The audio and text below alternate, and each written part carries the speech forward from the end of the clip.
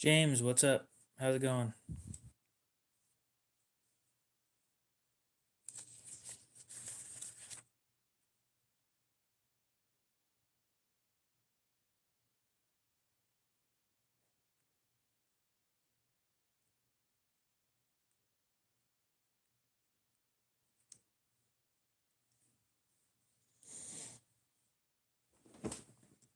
I'm assuming you were supposed to be in bed already, and now you're doom scrolling, and then I showed up.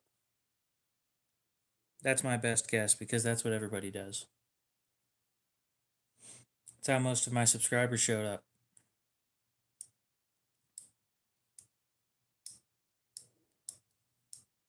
Pretty safe assumption.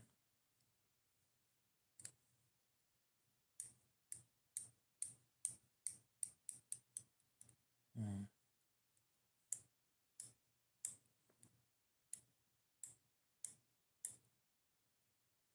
Haha, so I'm right. Damn, I'm good at guessing. Well, I have no clue what I'm supposed to be doing tonight, so I don't know. Nobody tells me how to run this channel, unfortunately.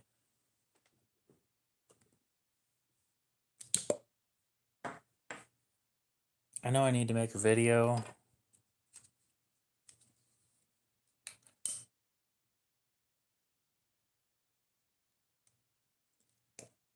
But I need to get good at making videos before I make a video, so... Oh, but KO, your videos are fine. Yeah, I know. But now I'm making a promotional video for a company.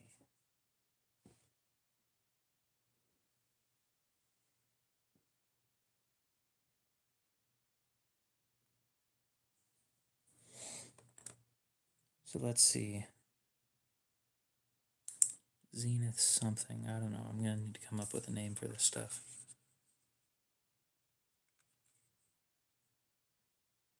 Yeah.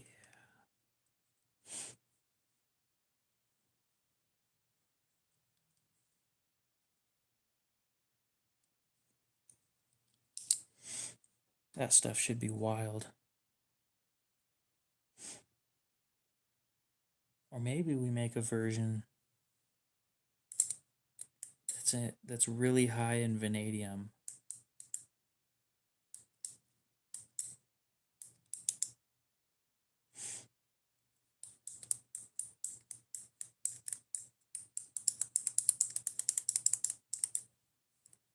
Anyway, I'll focus on this later.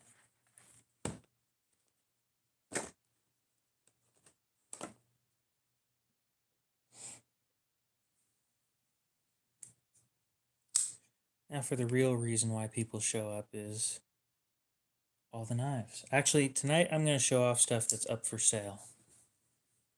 Or that can be sold privately.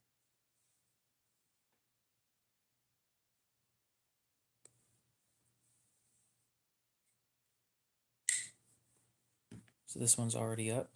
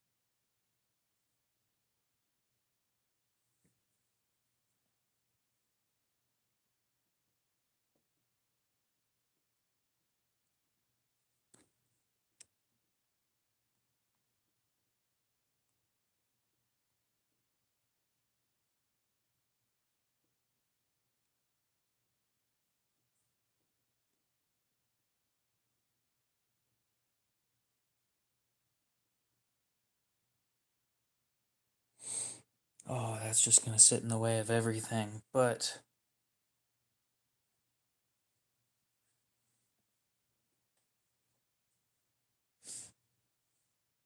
It should work out. Now, what do we want to talk about today?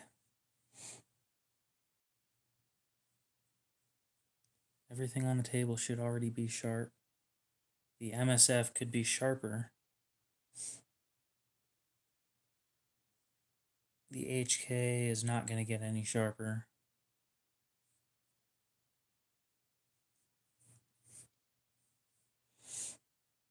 Hmm.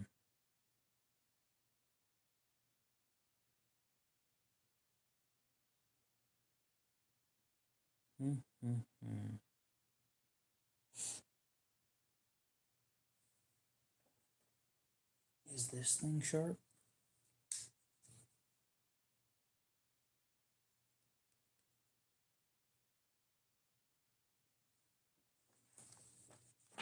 This thing's stupid looking.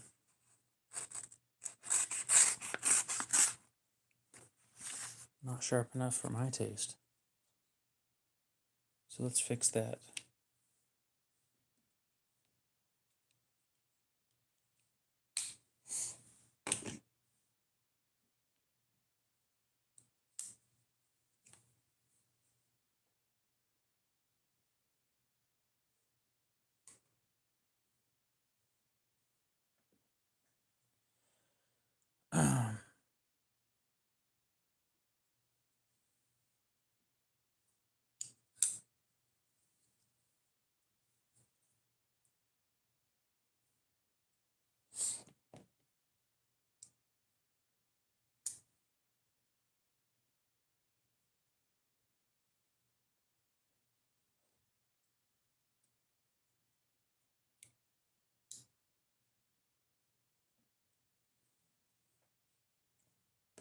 All right, let's get the sharpening stuff out.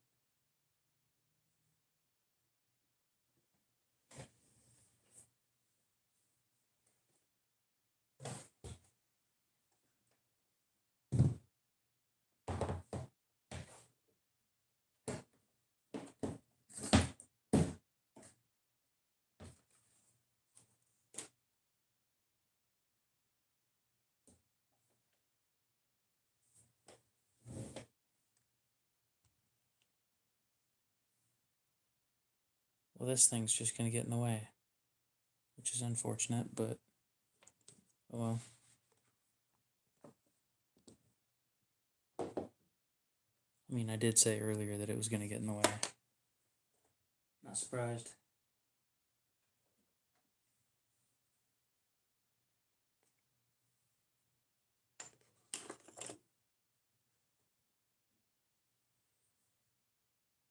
You know, if there's anybody in here who could say anything, could you write something in chat? If you can't say anything, could you give me an emoji down in the bottom corner?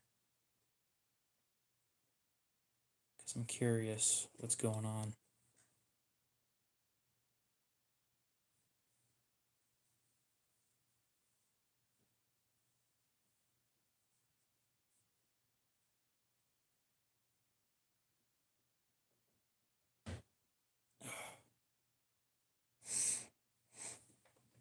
We'll just use this one stone.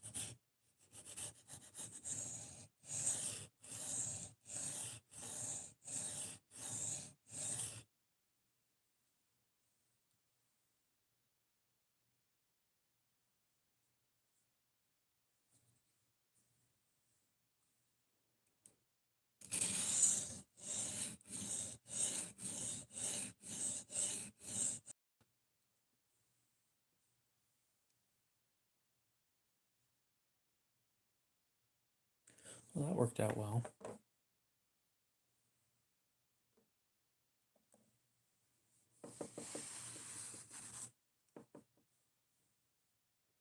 Way quicker than I expected it to be.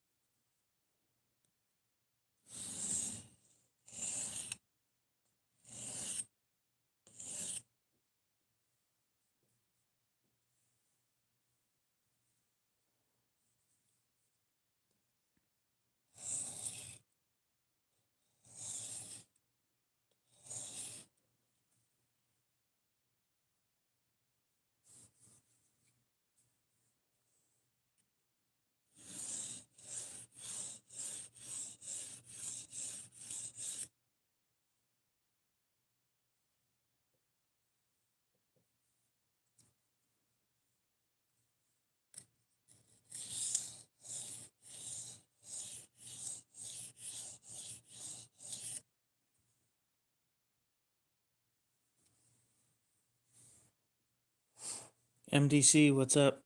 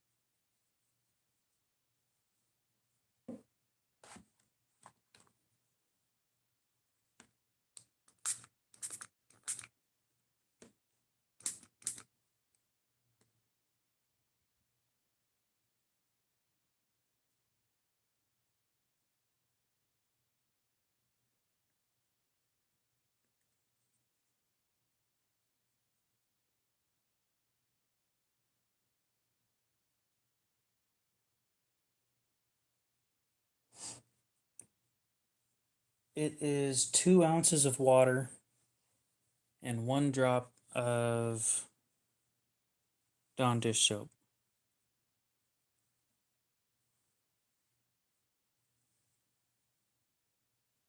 That's it.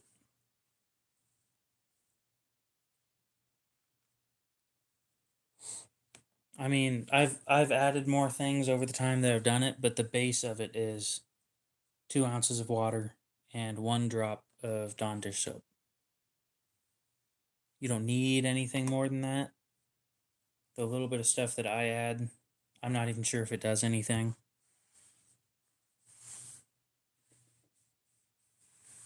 I use the same on a diamond stone, yes.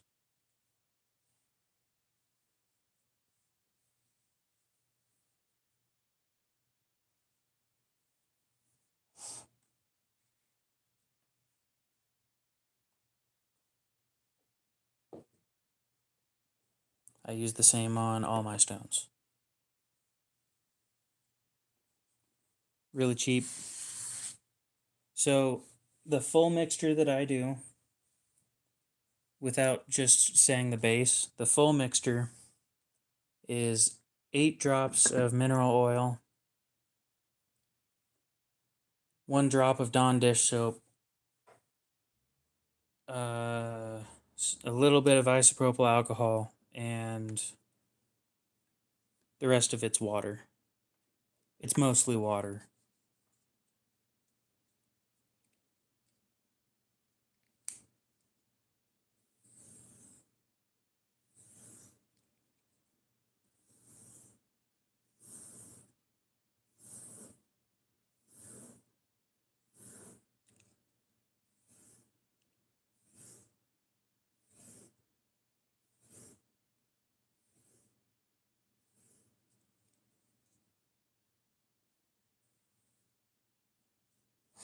All right.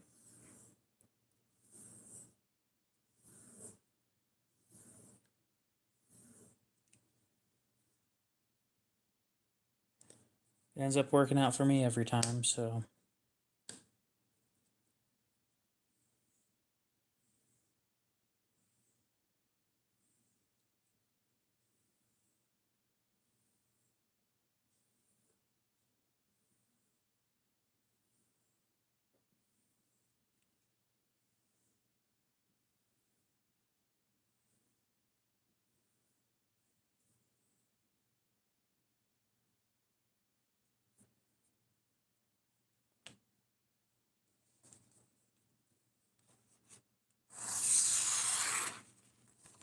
Nice.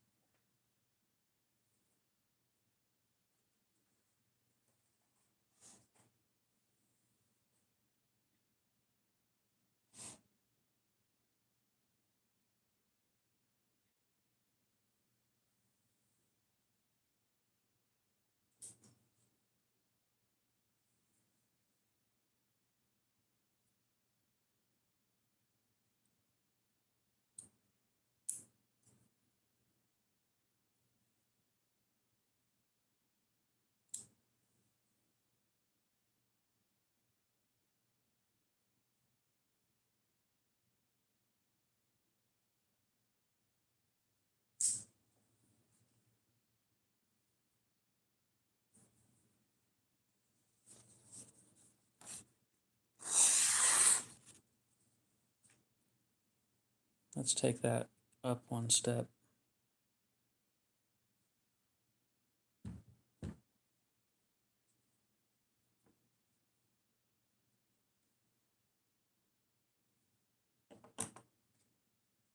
So you do have to shake the mixture.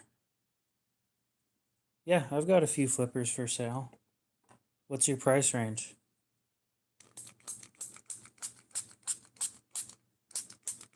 And I know I ask this every time, but I genuinely forget where everybody lives. So you're in the US, right?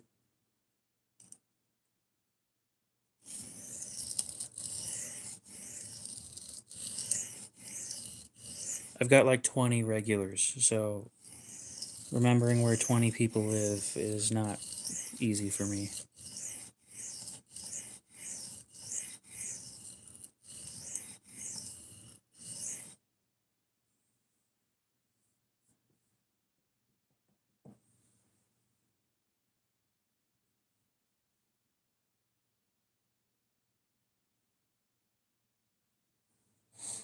$40 to $150. Okay. What's your intended use?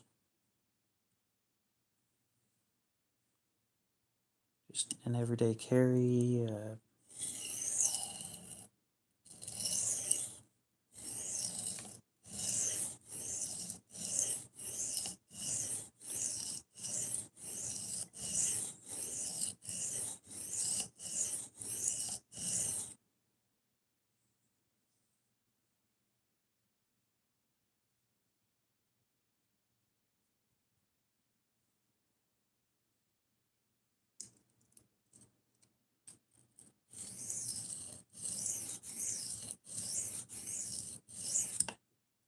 You know, if it hasn't sold, I think I have the best knife for that range. Let me check and make sure it hasn't sold on Blade Binge yet. I'm not sure if you're going to like it, but it is one of the best options I could give.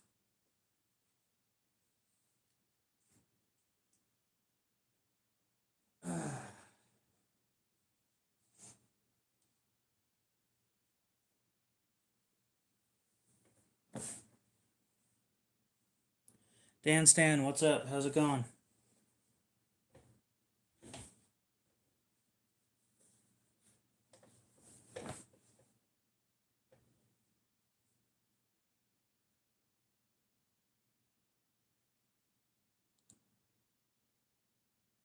Open up Blade Binge real quick.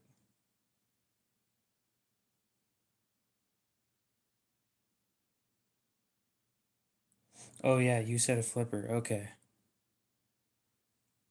It is not a flipper.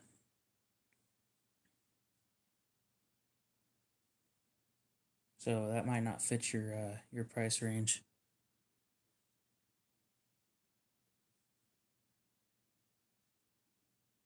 I've got a pair of two up for sale for $260. Or $160, not $260. Actually, I do have a solid flipper. This one right here.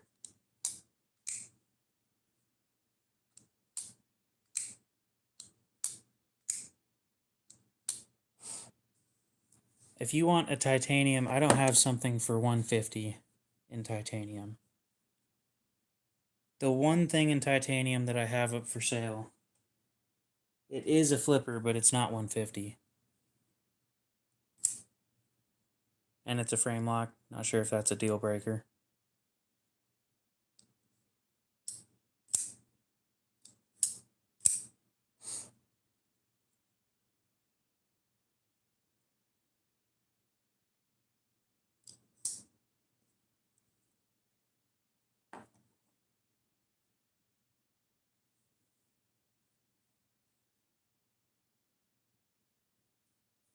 S35. And it's on Blade Binge for $180. I'll need to check how much that is real quick if you bought direct. 180 minus whatever percent. I could do 172 with free shipping. Or 172 with free shipping.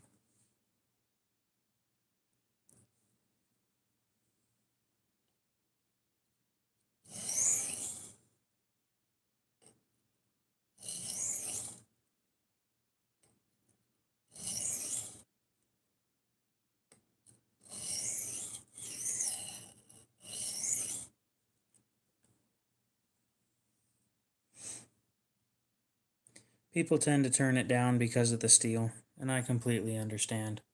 Nope. I don't usually modify my knives, honestly. The biggest modification I've ever done to a knife was adding a sharpening choil, and that took a couple minutes.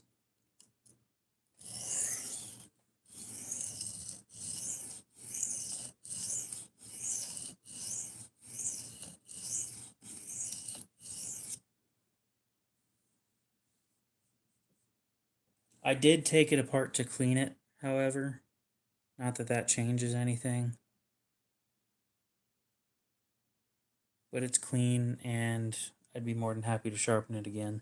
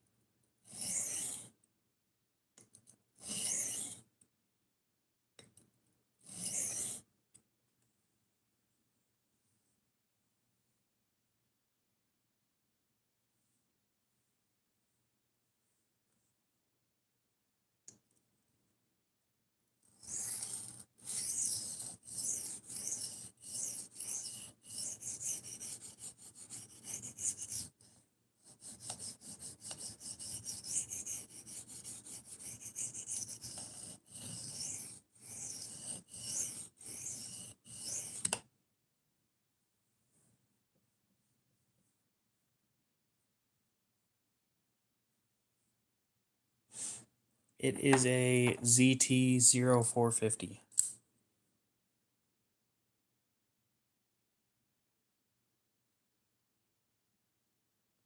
It's really hard to see under the lighting, but I've got some solid pictures of it over on Blade Binge. If you want to take a look, I can show you how to get there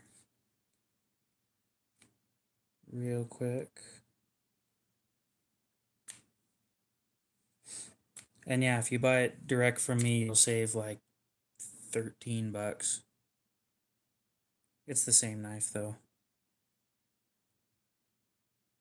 We hit 1,600 subscribers tonight. Hell yeah.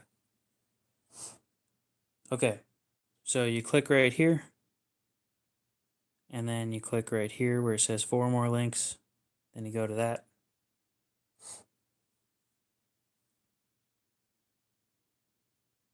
Any minute now. Yeah. Then you scroll down and right there.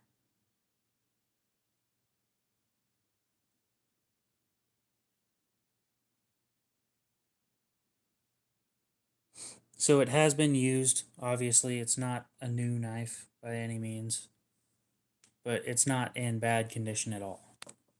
And then, in case you're interested, there's also a PM2 for 160. I'll drop the price on that one too. Sounds like a plan. Take your time.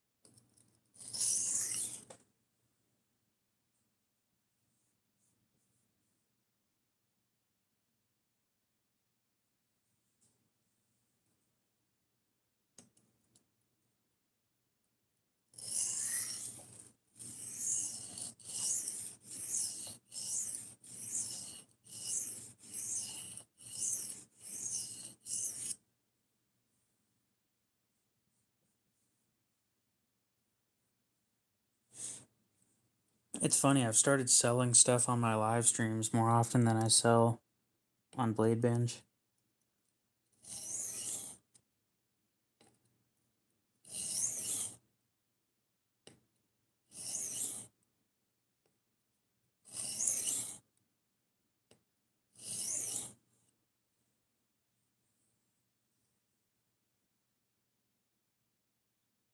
And I've sold more stuff on live streams than I've sold on eBay, which is a very concerning thought. But it's also nice to know that the people that watch me support me more than the people that don't. Or the people that don't know who I am. It is really nice to know that.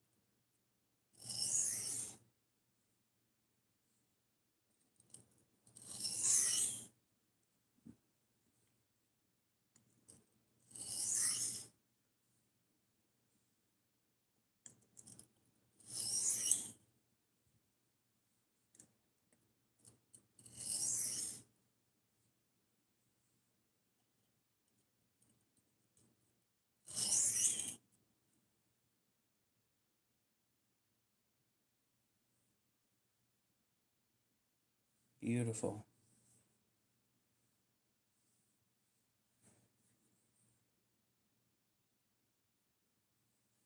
Just a little more, a couple more passes.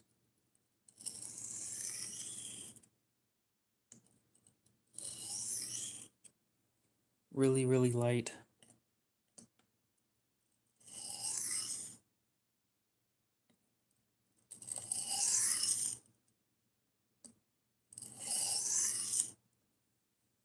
Just the weight of the knife.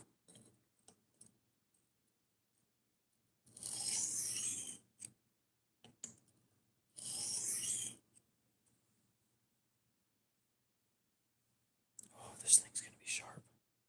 I can already tell. Well, obviously, but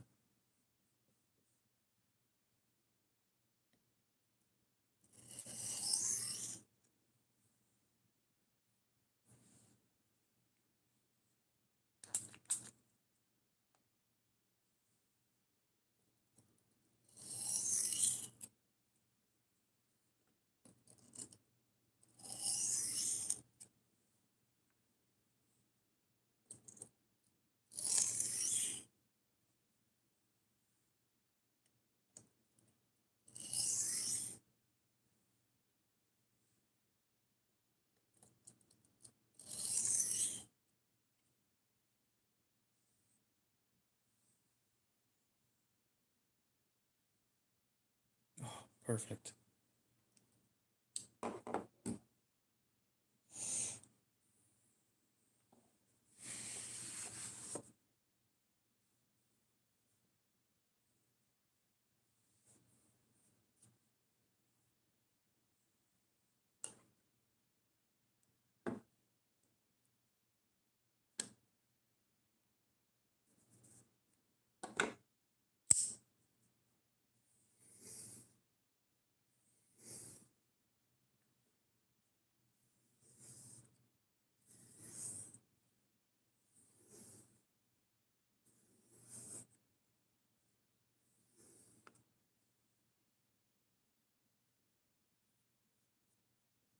Oh, tiny, tiny burr.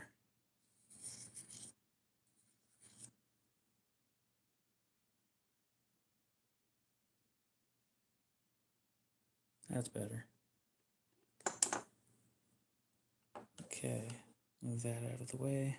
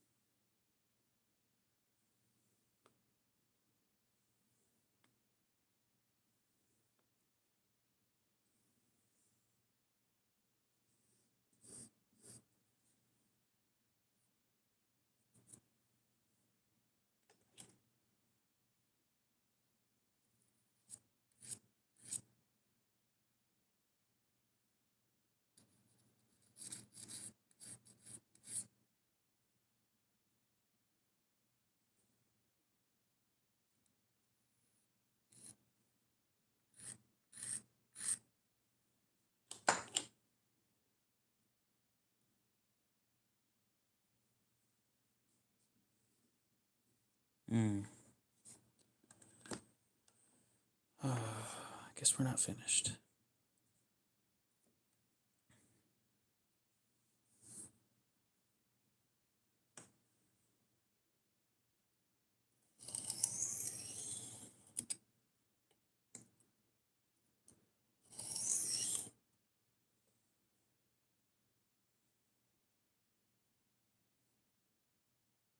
Hmm.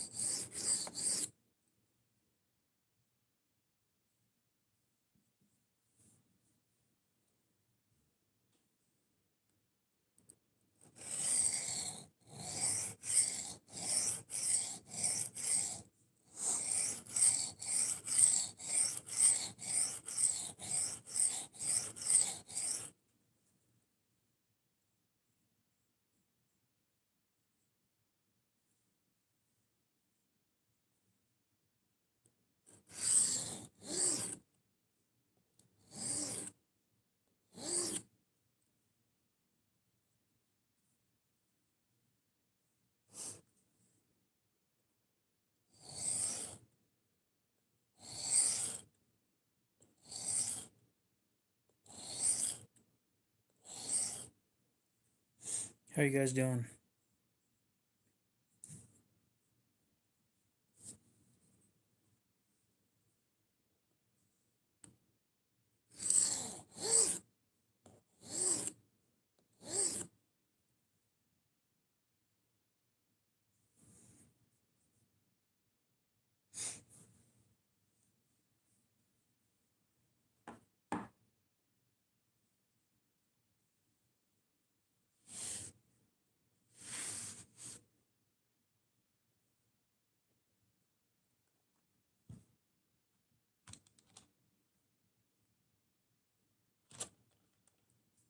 It is 12:33.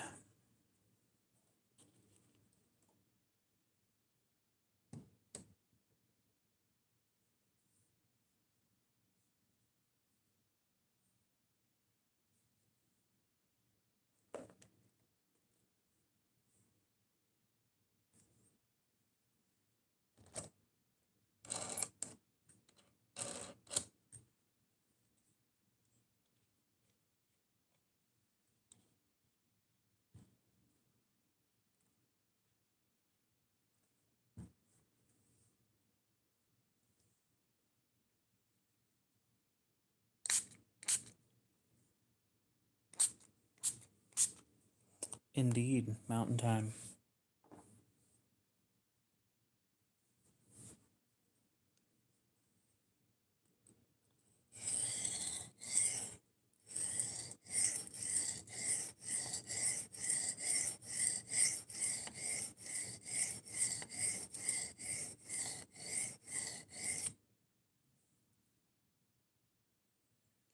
I do not have spare parts for any microtechs, unfortunately.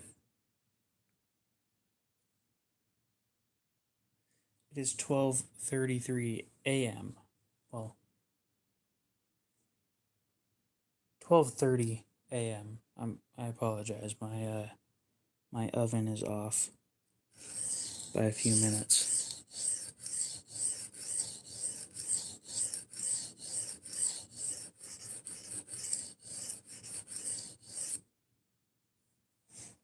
I am from Idaho.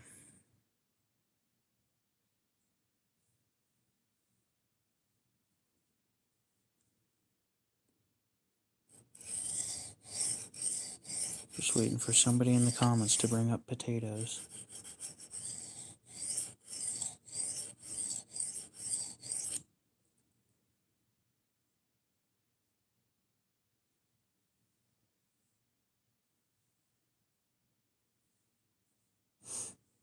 Yep, I live in Boise.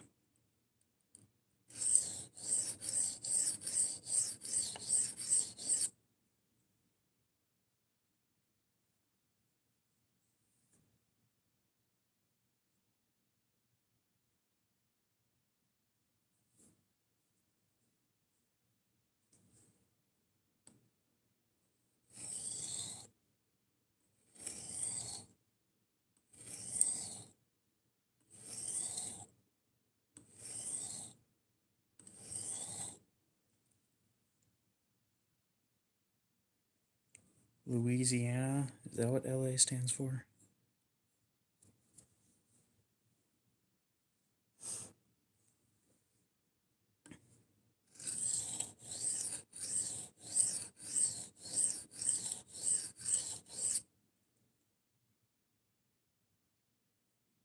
Honestly, we don't get very many in-between months. It's either -10 or 110. This year's been kind of nice where it hasn't hit over the 100 mark very much.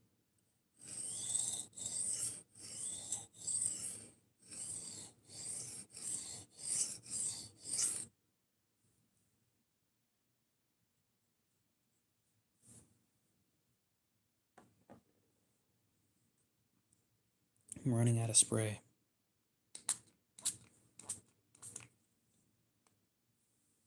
Which sucks, because then I gotta make more and then I lose everybody.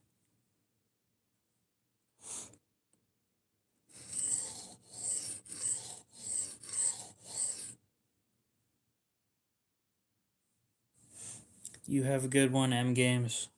We will see you later.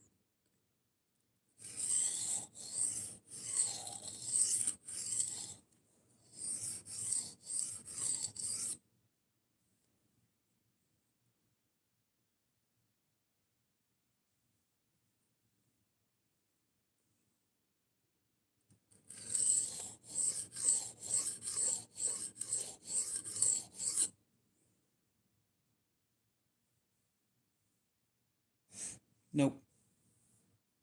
I skipped out on college because I think it's a waste of money.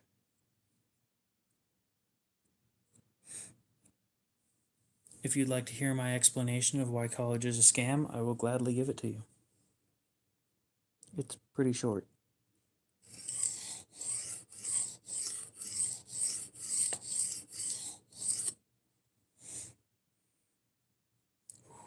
This thing is getting sharp.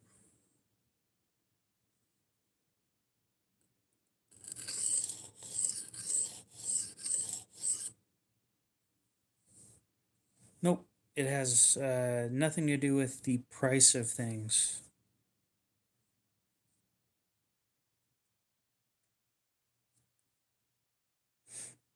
It has to do with how the money is spent for you.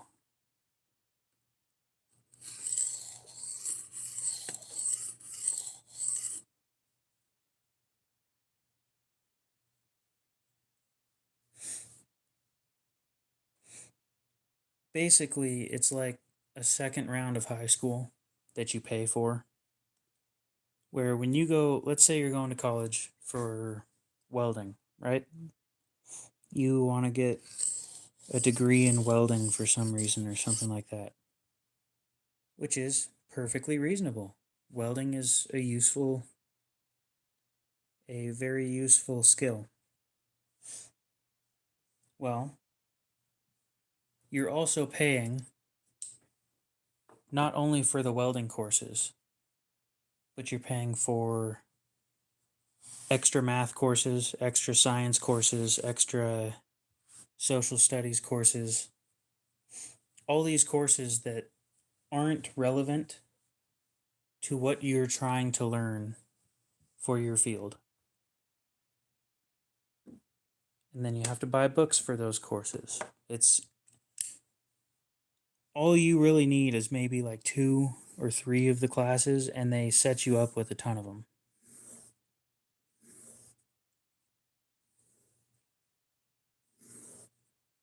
Like, tell me right now why I need an extra English course on top of what I learned in high school.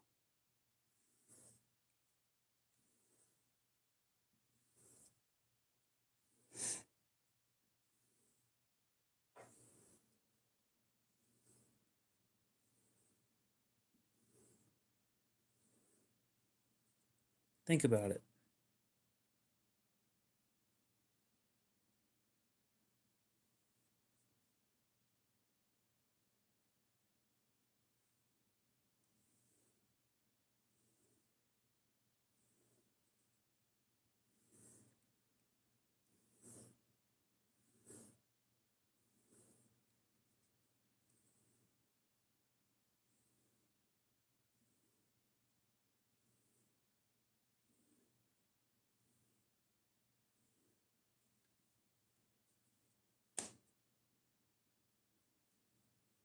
Exactly.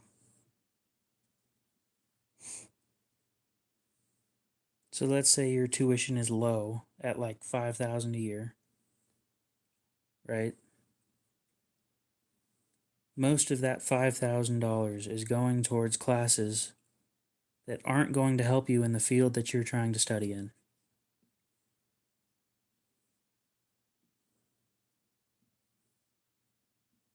The ones that specifically bother me are extra social studies classes or government or whatever.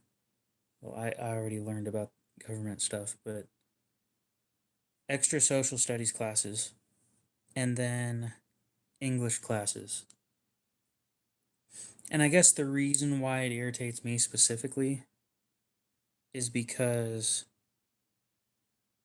I'm already talking to companies. I'm reaching out to companies all the time. I'm getting solid responses.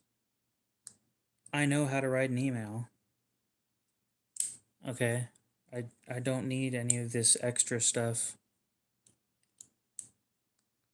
None of it's going to be useful to me.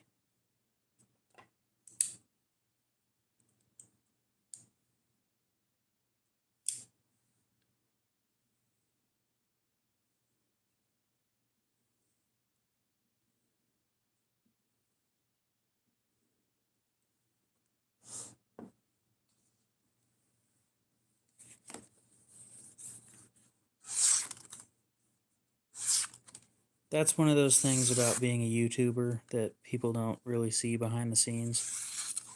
I'm constantly reaching out to companies. Now, I'm not saying that every single one of them responds, but a lot of the ones that do respond are either more than happy to work with me, are appreciative that I reached out, or they tend to be impressed with the way that I speak through email.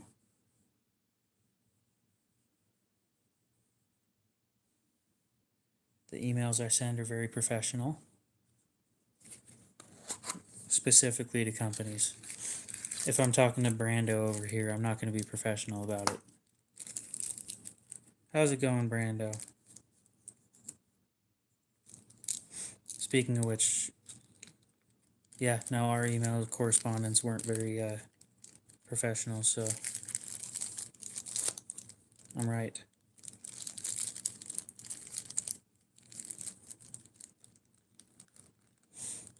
The stream's doing well. Normally they don't do this well. I think I hit like 98 viewers a couple minutes ago.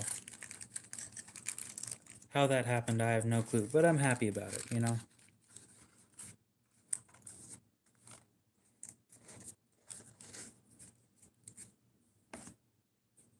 Is there anything else that I can sharpen at the moment?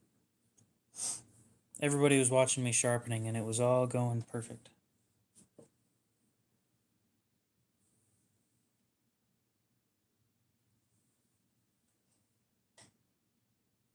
And then drop like and he's already gone. Is there anything else in that box that I can do better on?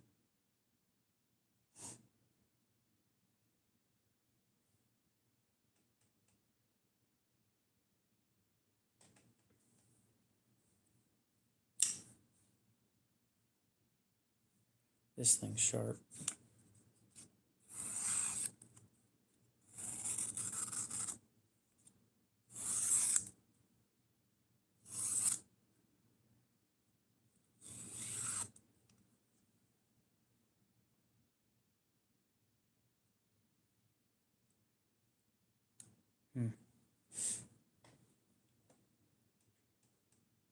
I don't have anything to sharpen anymore. Everything in the house, kitchen knives. Alright, we'll be sharpening kitchen knives. I mean, I know people are more interested in the pocket knives, but they're already sharp.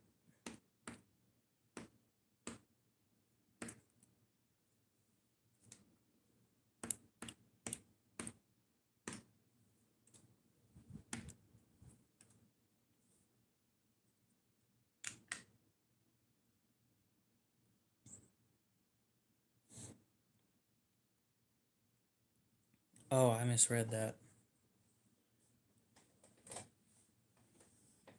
Oh well, I got a kick out of it.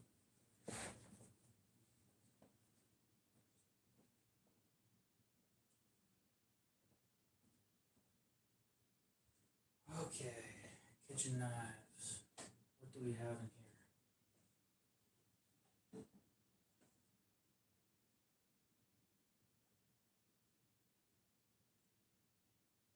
Well, that's just sad.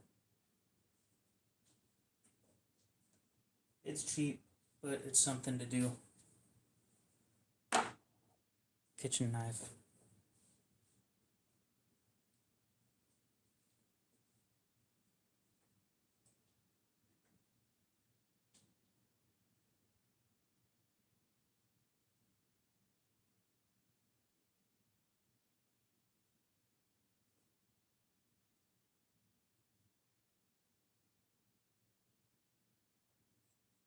God, these things are all dull. How do we live like this? And why did I let it get this far? Every kitchen knife is dull.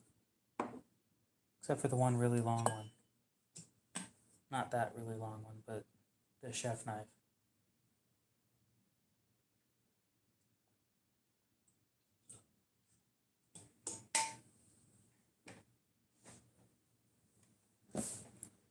And as a friendly reminder, go drink some water.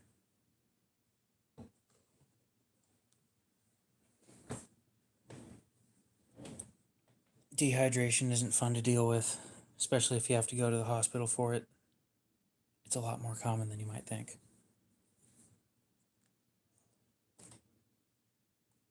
Now, the only thing that I will tell you guys to do in my live streams is to drink water. Everything else is all up to you.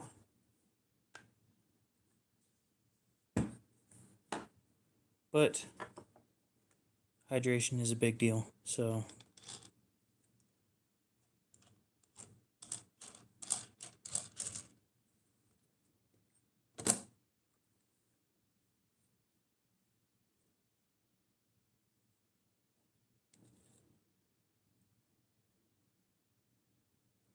we're going to start on a 600 on this one.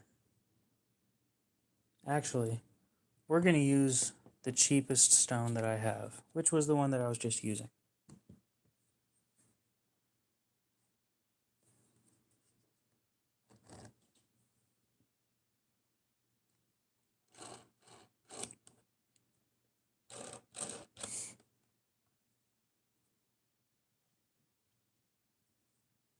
Well, if you want to get alcohol poisoning,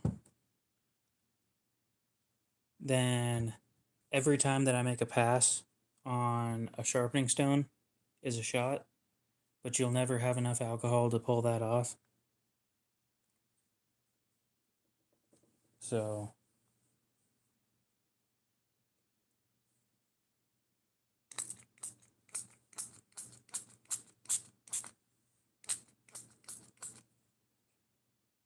I am running out of this stuff.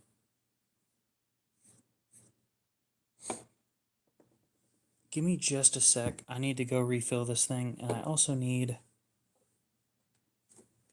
to cut the tip off of the straw that's in here, because it's so far in there that it's not going well.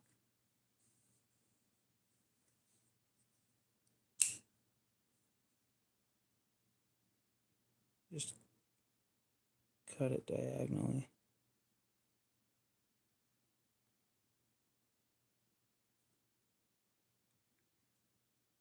That should help out quite a bit. What, every time that they come up with a conspiracy theory, you take a shot? Oh, you'd end up wasted after the end of one episode.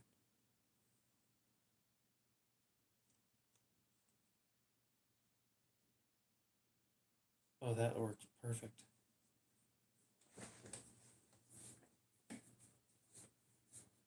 That was just enough cut off to work out great. So I'm going to tell you guys all the stuff that I put in here in just a sec.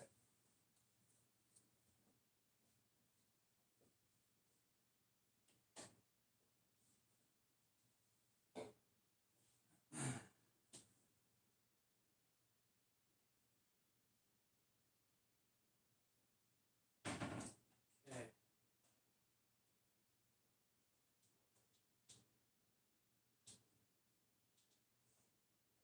Come on, one drop. Oh shit, that was a lot. Never mind.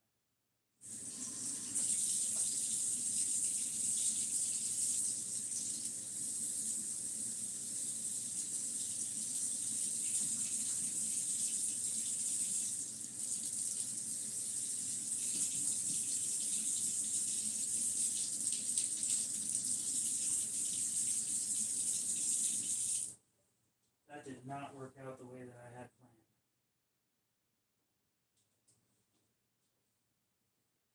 The little dish soap dispenser on the sink had been refilled since I last checked.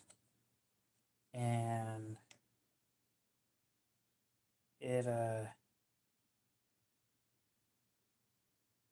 what was supposed to be one drop ended up filling the whole bottom of this thing with Dawn dish soap.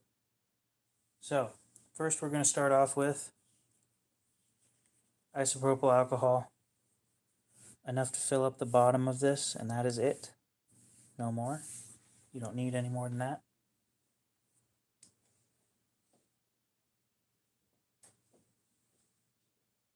One drop of Dawn dish soap.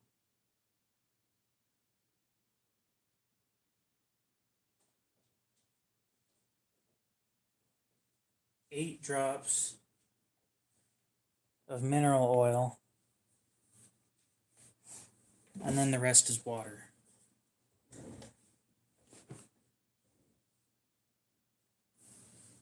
Oh, dude, I would be, like, I handle my alcohol pretty damn well, but after the end of one of those episodes, 1, 2, 3, 4, 5, 6, 7, 8. What's up, AJ? How's it going? And then the rest is just water. So honestly, it is mostly water with a little bit of detergent kind of stuff, and that's it.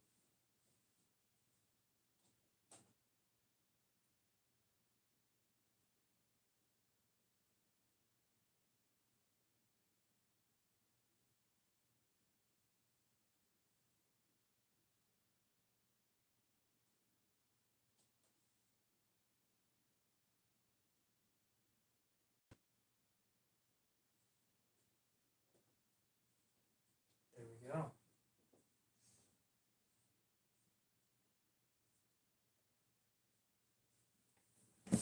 This should work out a lot better.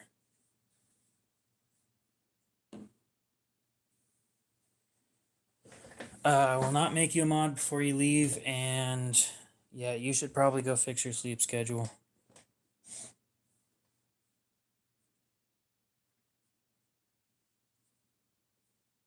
So let's go ahead and wipe this off and then reapply and see how that goes.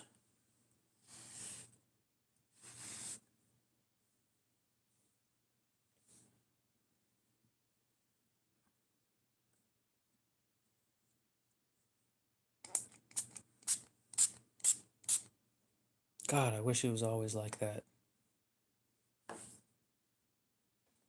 Okay, reprofile.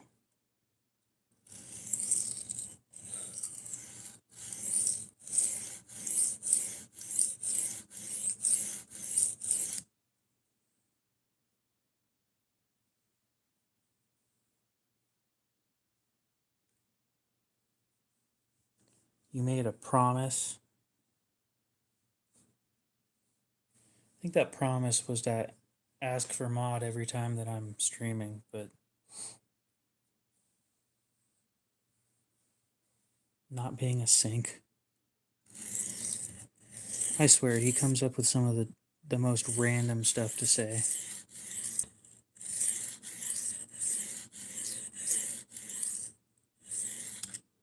Ooh. That was close.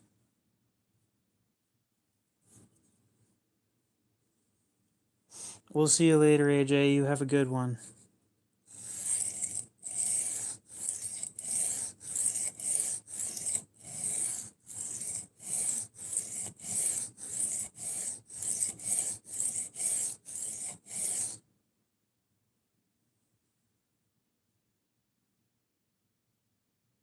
Dang, I got kind of excited there. We had 96 people in here.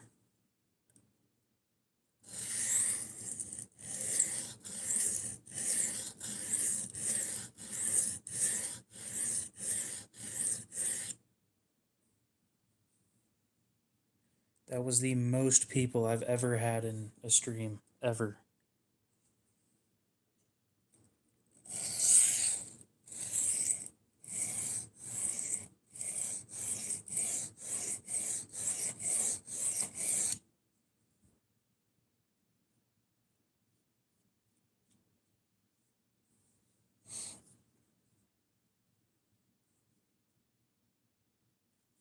Haha, pointers. Funny.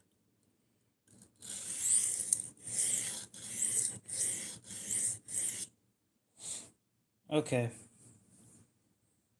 So step-by-step process, we'll go through that, because why not?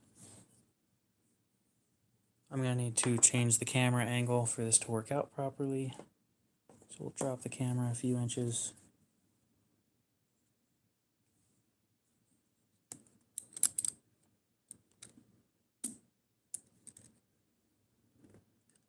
Okay. So this will only help with me showing you guys one direction of it. Now, you can just use a little bit of water for this. It's a diamond stone. It really doesn't need any lubrication, but it helps. And it helps them last longer. So what you're going to do is you're going to lay the blade flat. If I zoom in, and so you can see under the blade there's a black line. That black line's the shadow under the edge. So what you want to do is lift the back of the knife until that shadow's gone.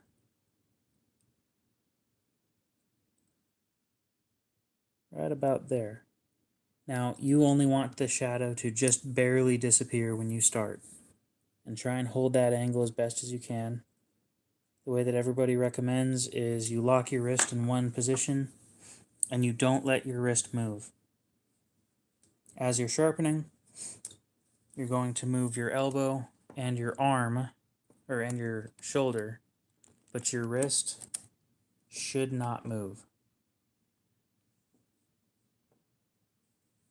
Now, you don't need to do all that many passes in a row. All these fancy people that you watch where they sharpen really, really fast, you don't need to do that. You can go nice and slow.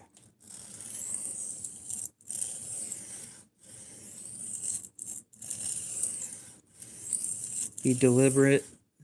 Know what you're trying to do.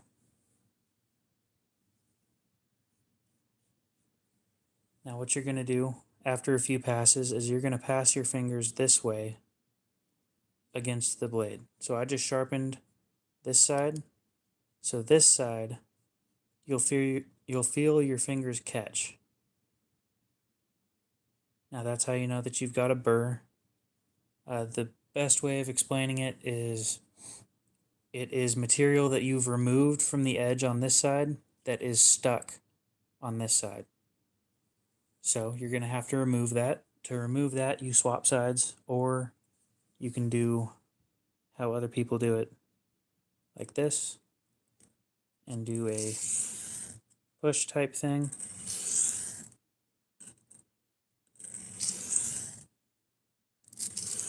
Now, I don't particularly enjoy doing the push style sharpening, so I just swap hands. Now again, you're going to line up to where it has just barely has no shadow underneath, and you're going to start sharpening. Now as you sharpen, you want to, as you come towards yourself, you're going to lift your shoulder and lift your elbow, but keep your wrist in the same position,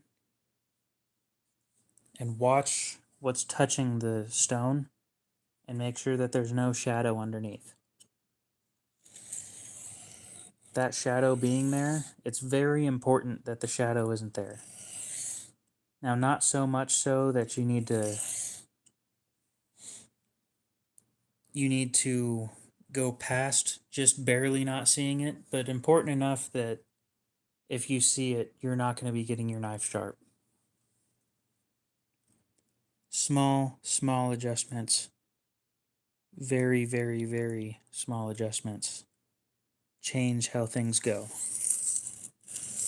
Take it slow. Practice.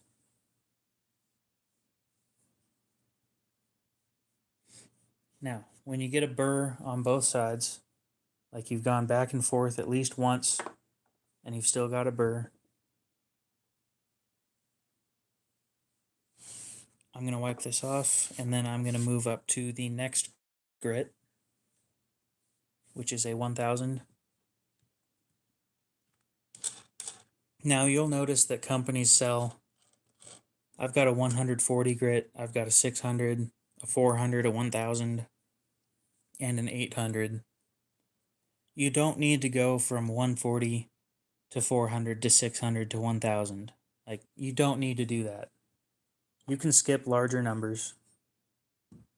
You can go straight from 400 to 1000. You can go from like 200 to 800.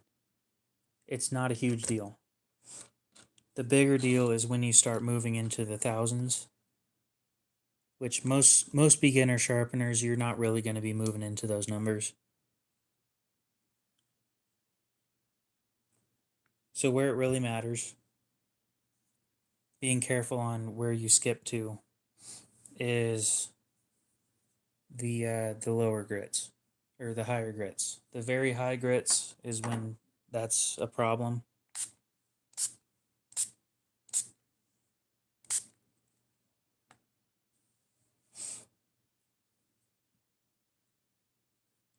My recommendation for a first stone is this one that I'm using right now. Arbin, am I pronouncing that right? How's it going?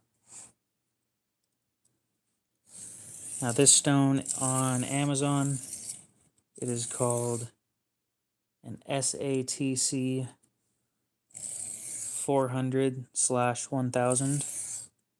It is about $22.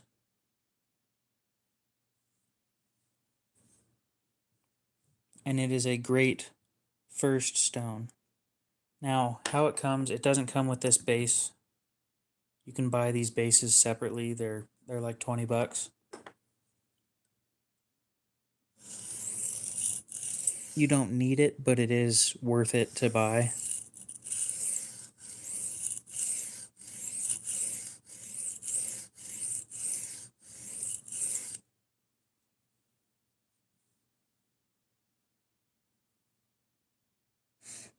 But yeah, you don't need to do that those fast movements that they do. Honestly, all you really need is a 400 and a 1000. You don't even need, like, a 600 is great for D2 likes up to 600 grit. D2 is a blade steel for anybody that's new here. D2 likes a 600 grit edge. And certain steels like low grit edges. Certain steels like higher grit. All the cheap stuff, most of the cheap stuff likes the high grit edges. The more expensive you get, depending on steel composition, the less it enjoys high grit edges.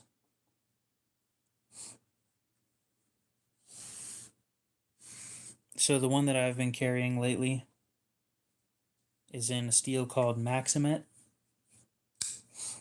And this stuff is extremely hard. And it doesn't like high grit finishes. It doesn't like 1000 grit finishes. It doesn't like 800. It likes to sit at about 400.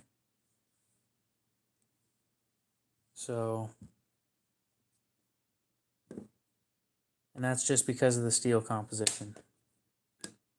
But the more exotic steels you move into, the more you'll realize that they're all completely different.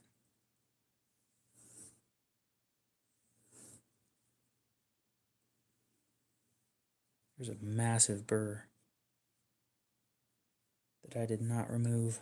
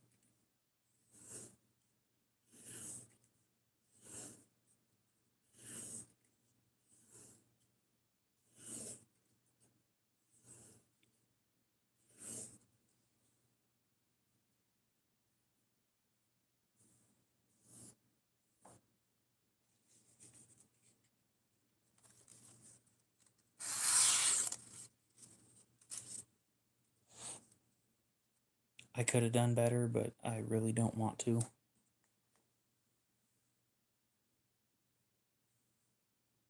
I have no clue. Honestly, I don't even look at the fixed angle sharpening systems. I don't look at them. I've never touched one.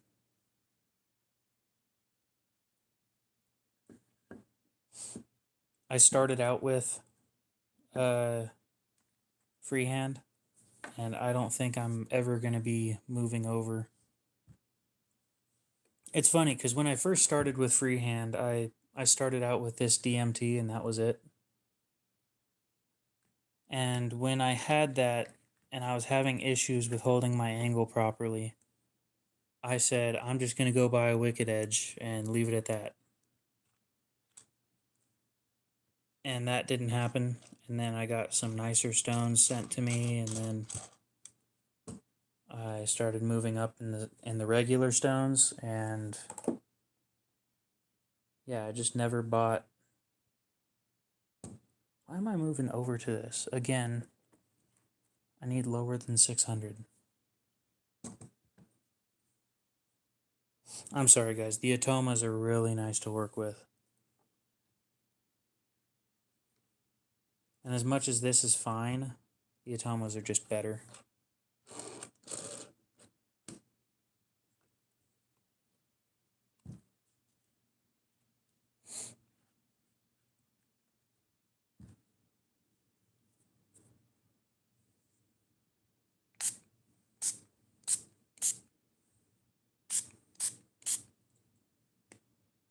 Ugh, wet hand.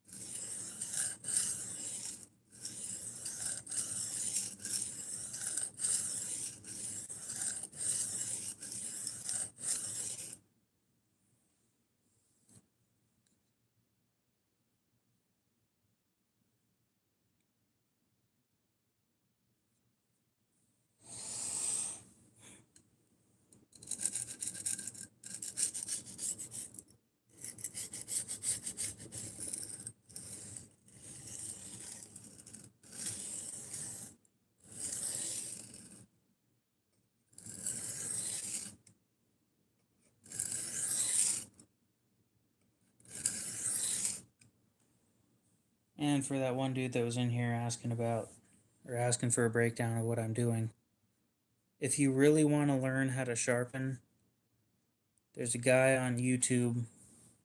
His name's Alex. His channel is Outdoors55. And he's where I learned most of the stuff that I know. So I'd suggest going and watching his stuff.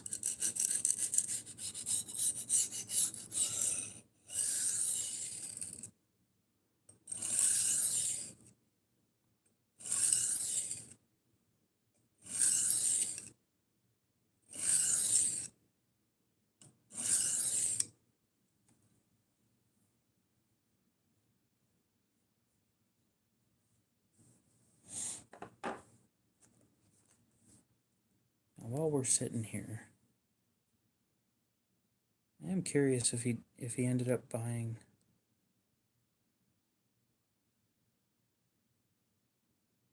Oh, good. He didn't end up buying either of them. That's good. Jeffrey, what's up? How's it going? I didn't know that Worksharp made a precision adjust for under 100.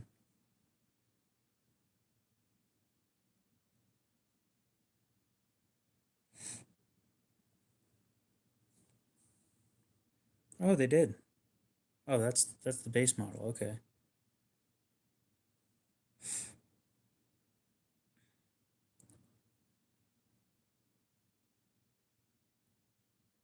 I think that one comes with a 320, a 600, and yeah, so a 320, a 600, and then a ceramic.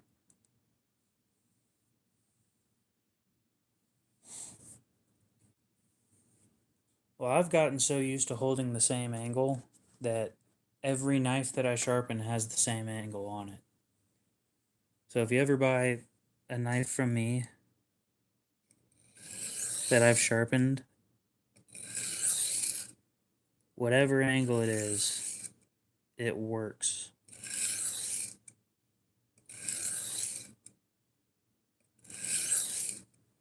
Holy shit, it's getting chilly in here. I only dropped it to 72. What the fuck is going on?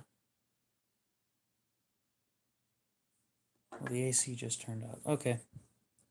I'm confused. Is this thing even sharp yet? I mean, it wasn't sharp before.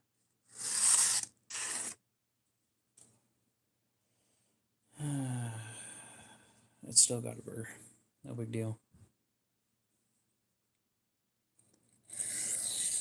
So I've explained to you why I think that fixed angle sharpening systems are a bad idea, right?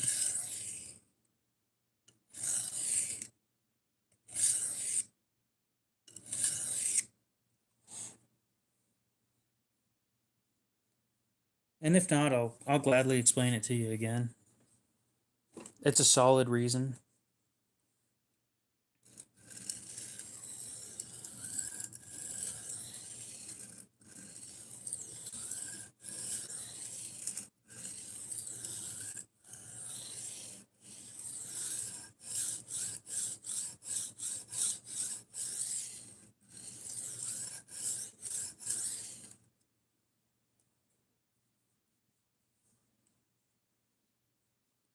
Wish I had a whiteboard. I should bring a whiteboard on stream and just explain things.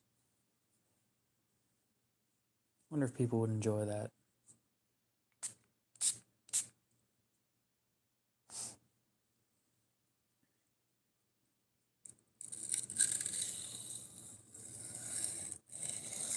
So Knives, I guess, said that he noticed it just based on the general engineering of that existing, right? Let me get...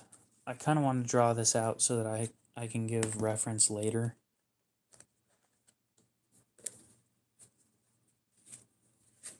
We'll take the last page of this notebook and use that.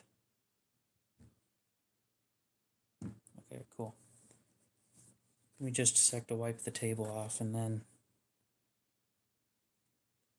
I'll give a full explanation.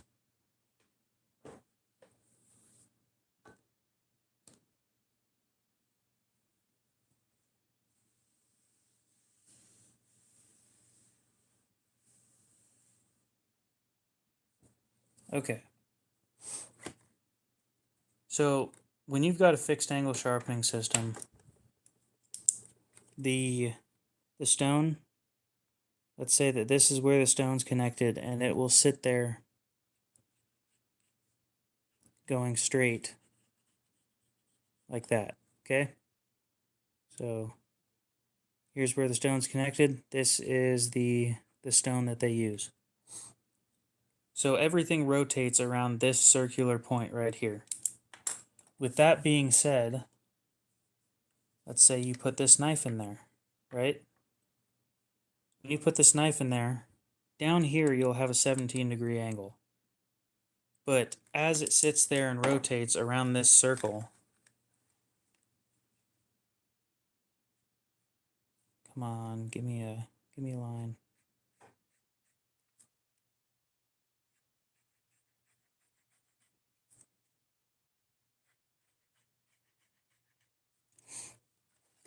Just imagine that's a perfect circle, right? As it sits there and goes towards this line, it will go into a higher and higher angle the further away from that you get. So where right here it might have been a 17 degree, up here it'll probably be like 15 or 14. Noticeable difference, by the way. And that's how things like this happen, where you'll have a regular edge, and then up towards the tip, you get this. That spot that isn't sharpened when you're sharpening it. That triangle looking thing. Same thing happens on Spyderco's. and actually happened on this one. You'll see it's the only shiny spot up there. That spot right there, that's from a fixed angle sharpening system. Now don't get me wrong, it isn't a work sharp thing. They probably do it on like a belt sander or something. But almost every knife on the market that you'll see will have that issue. And I call it an issue because it's a quality control problem for perfectionists. And it only shows up when it's all finished. Pull out some other Spydercos and we'll show off what I'm talking about.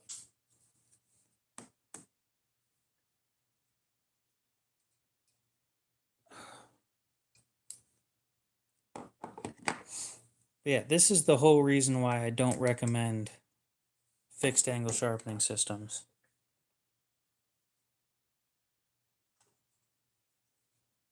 Pair of 3. Oh yeah, that one's huge. So you'll see it right there, that triangle, the only shiny part on the blade right now. Up here. And then this is the angle that I sharpened at. And now it's shiny again. Now that's typical for only one side to have that happen. Sometimes it's on both, but most of the time it's just one. And it's extremely annoying, but you'll start noticing it more and more now that I've told you about it. Now it'll only show up. It will only show up on knives that you've already sharpened. Freehand. Freehand you can get a lot more perfect.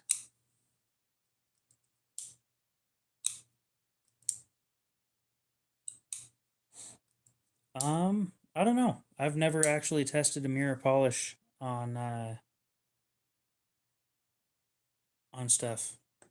I don't bring them up to mirror polishes normally. I don't think I have the stones to do so.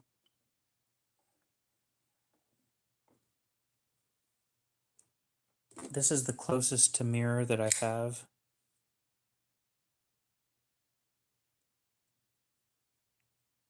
I'm working on getting a polishing stone. It's going to take a bit.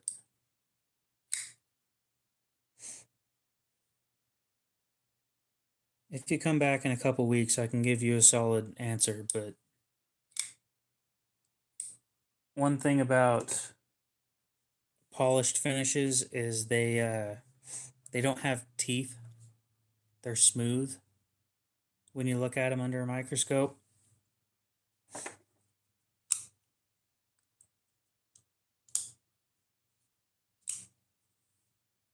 Anyway, this is the exact reason why, right here. Now you can see the line down here does not line up exactly with the pair of 3. So it'll be like 17 degrees right here, and it'll probably be like 16 or 15 up here. The whole reason why I don't recommend them right there. Now, I'm not saying that they don't do a good job of sharpening. They do. But the tip of your knife is going to be weaker than the rest of it.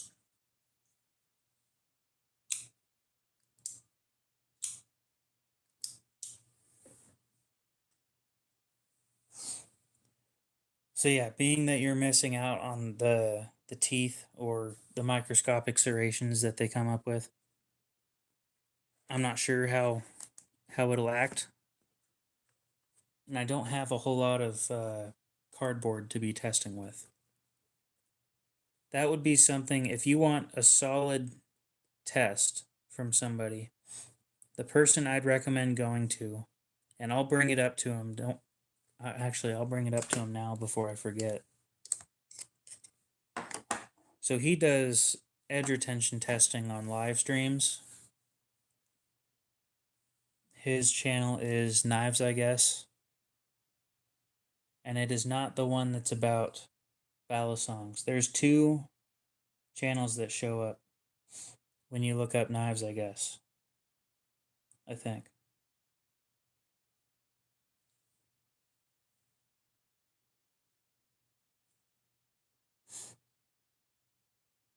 Bam. He's getting close to 6K. And then there's the second one that isn't him, but this is him. He does live streams testing edge retention on different steels. And I'll go bring it up to him if he has a way of getting polished edges. And I'll just tell him that somebody in one of my streams asked about the difference in edge retention. That's what you're asking about, right? Yeah.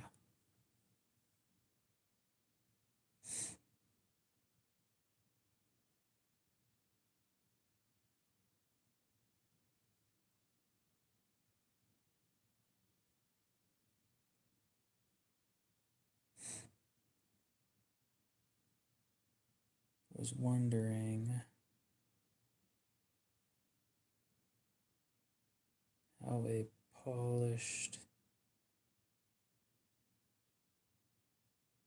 edge holds up compared to a toothy edge.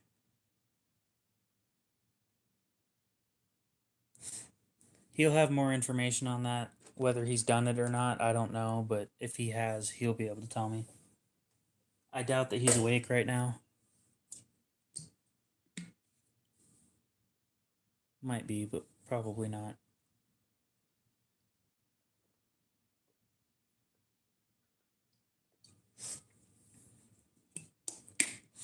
Go drink some water.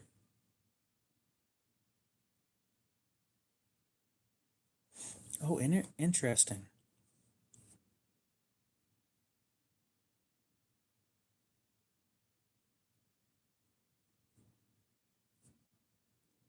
That's really interesting. I can make it so... Yeah, if he is, he's getting ready for work. That's true. He actually might be awake now that I think about it. You're not wrong.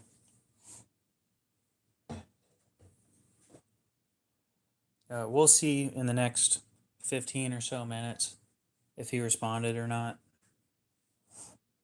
I doubt it, but he might. I'll tell you what, I don't like these flexible knives. Sharpening a flexible knife is not enjoyable.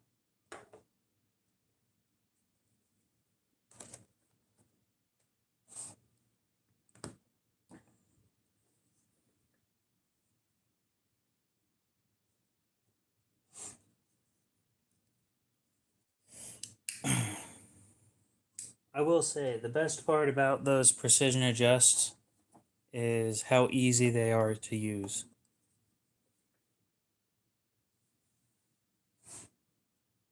They take little to no effort and almost zero skill. And you can get an edge that's almost as good as mine. Which is pretty mind-blowing, by the way.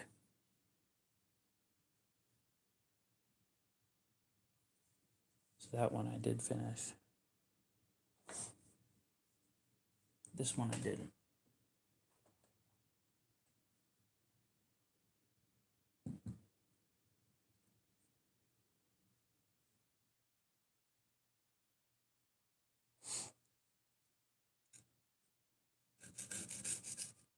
Ooh.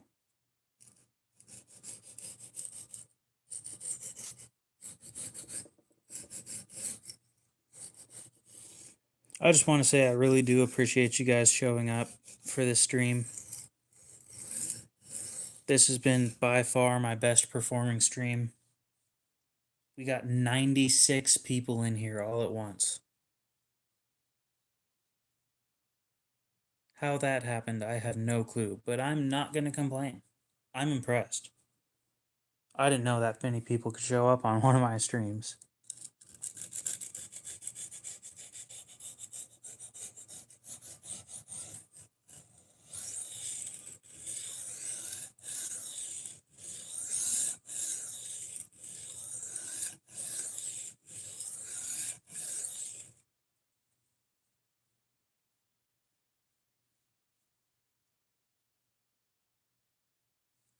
Okay, now we will move up.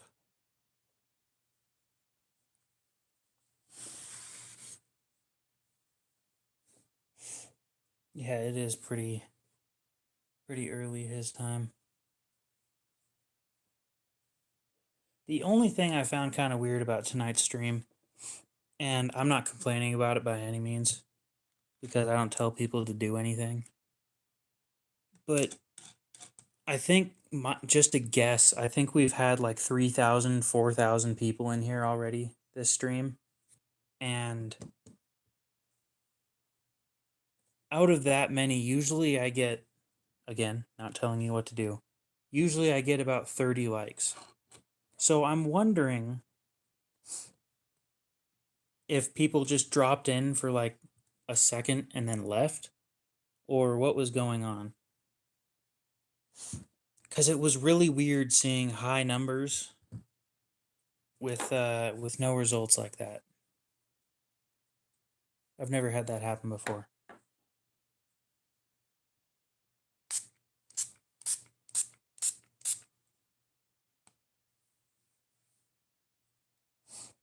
I should sell that stuff. Just sell like a big bottle of it at a time.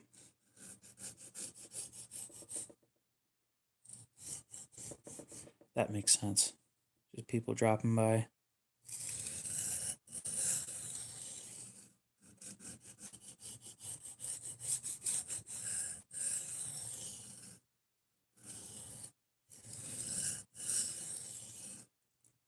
Oh, this thing feels horrible. Now, normally I don't get it that bad. That nails on a chalkboard feeling doesn't happen very often while sharpening. I've noticed it happening on the more flexible knives. The rigid solid knives, they don't do that. But the flexible ones, they do. And it is a very, very uncomfortable feeling.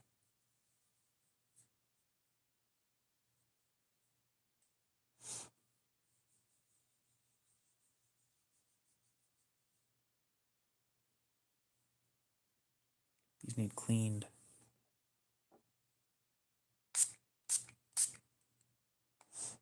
Fun fact about this mix that I'm spraying. Pretty sure it's flammable. And I've got a candle.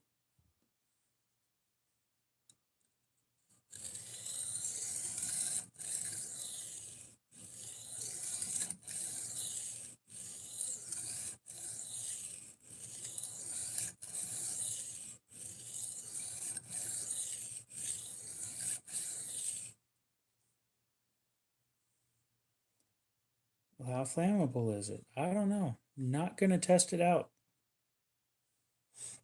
Because I have the big brain and I use it sometimes.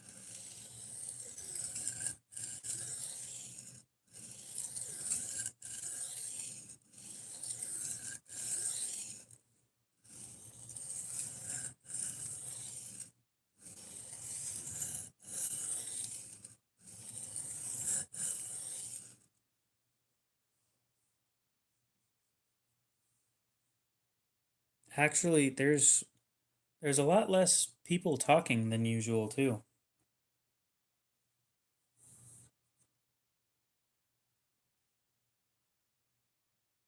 Man, I chipped this thing.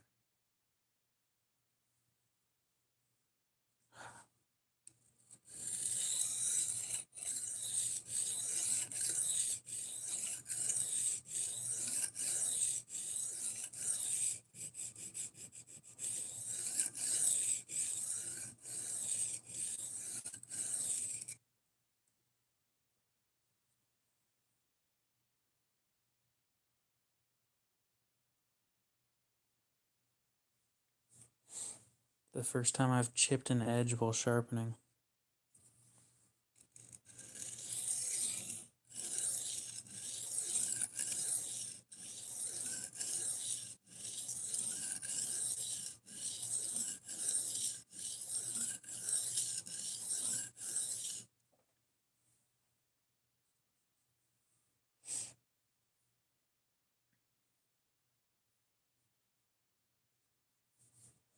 Now, one of the issues that I have while sharpening that I hope nobody else has, but somebody probably does, is while I'm sitting here doing this, I grind my teeth sometimes. Highly recommend paying attention to that. Which is also why sometimes I talk while doing this, is to prevent myself from grinding my teeth.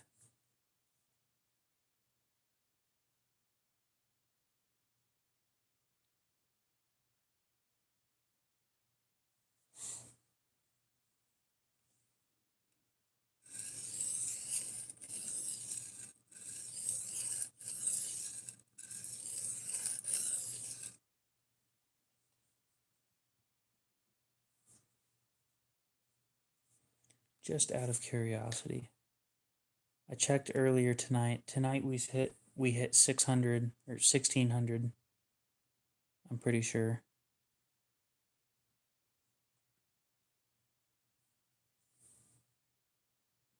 1611 already?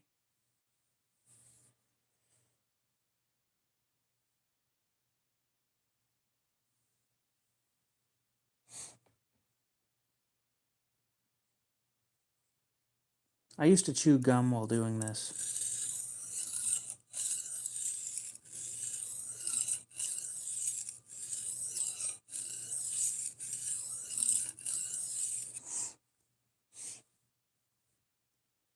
The downside is it's annoying to the people watching, so I kind of stopped.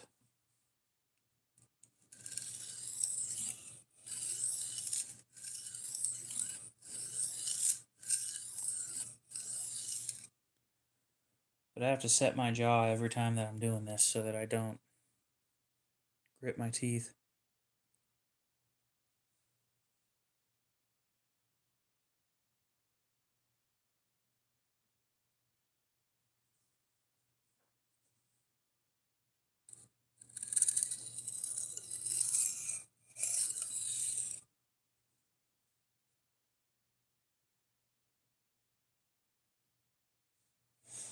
That looks good to me.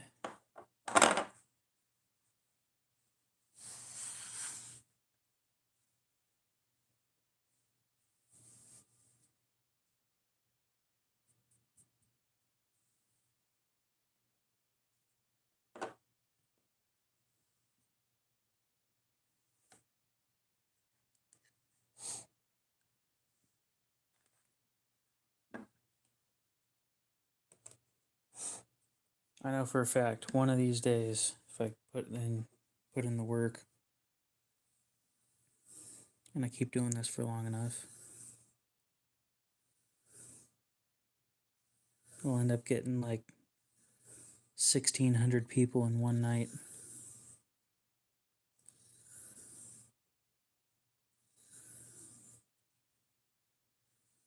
I'm gonna look back and think, what the hell did I do to make this happen?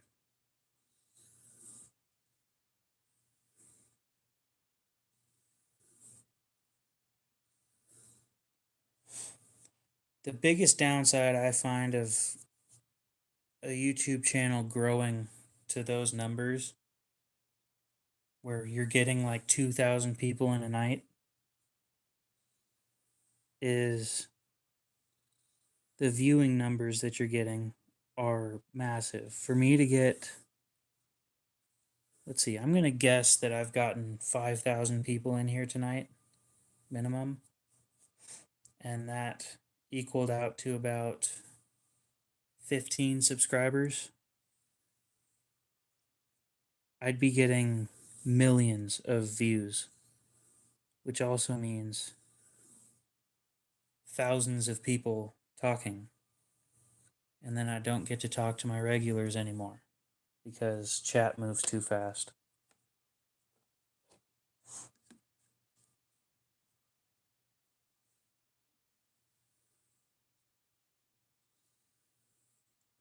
Well, it's nice to see that the stream's finally dying down.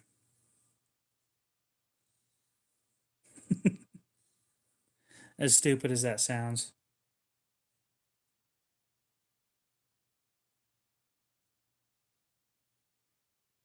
chat dying or the stream dying down means that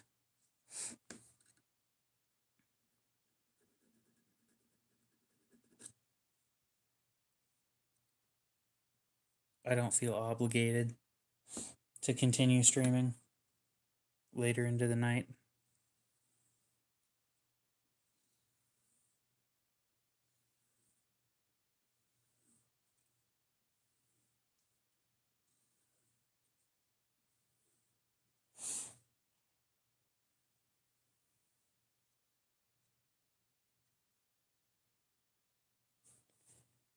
Paper.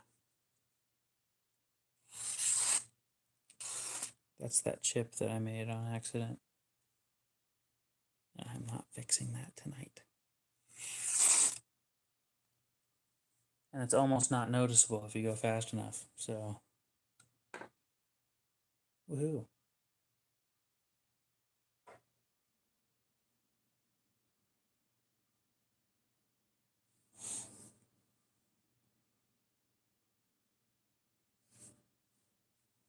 Is there anything else that I can sharpen?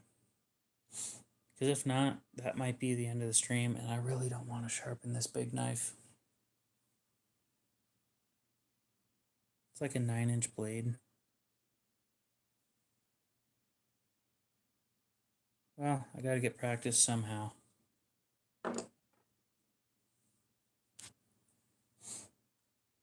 On this one, I'm starting out with the atomas, though. I think I'm going to stick to the atomas on this.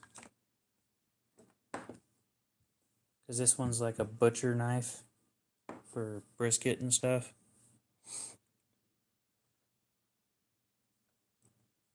So I'll probably just go up to 600 and then leave it at that. For that toothy edge that cuts into meat really well.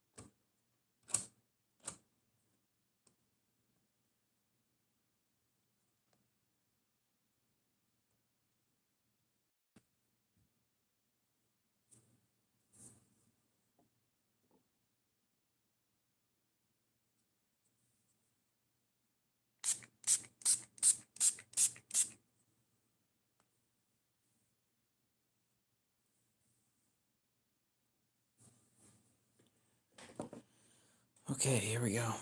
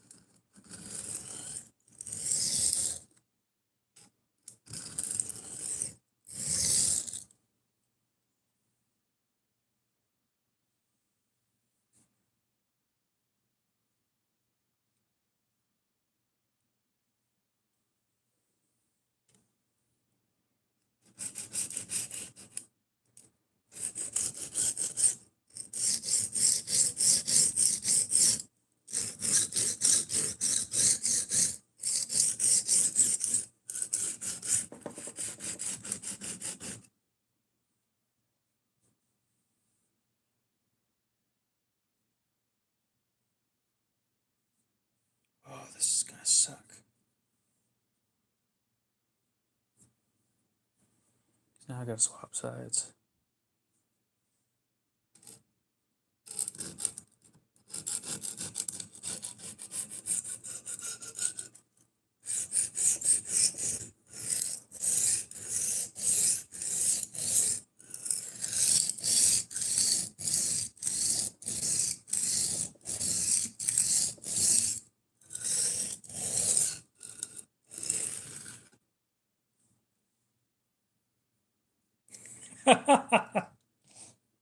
How's it going, dude? Did you see? I hope you saw the question I sent.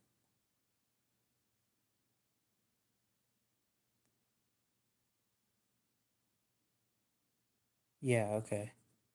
Depends on what you're cutting.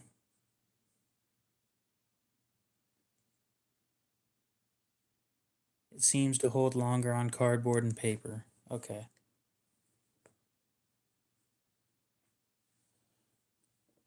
Yeah, we were just talking about you. All terrible things, don't worry. We're classy in here. You're involuntarily awake. That sounds about right.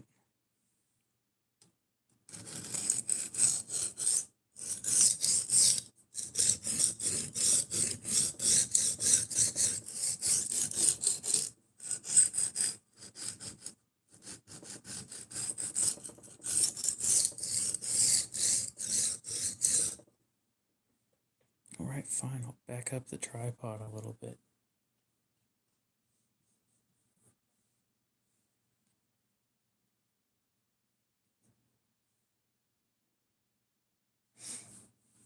I'm getting some 15V here pretty soon.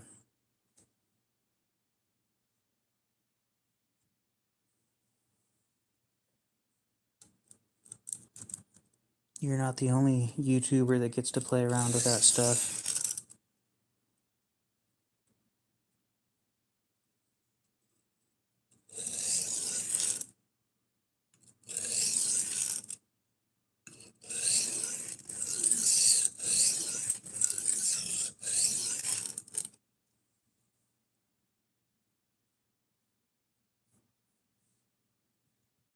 Ew.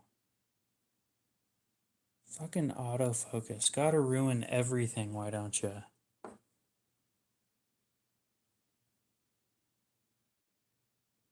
I don't know. I'm not sure how it's gonna perform against Rex 121.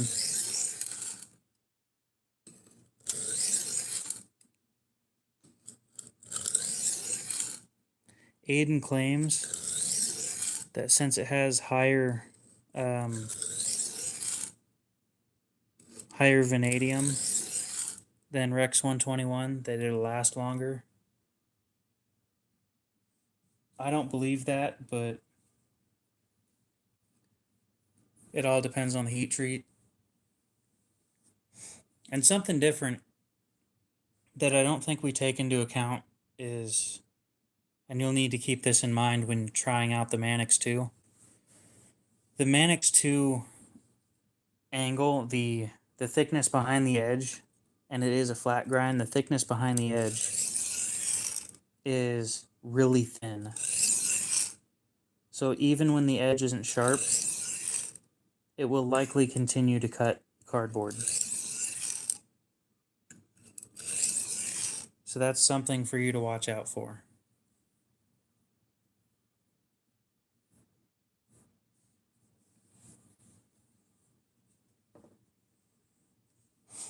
Which it is cool that the Manix 2 is like that, but for testing purposes, it's kind of a pain.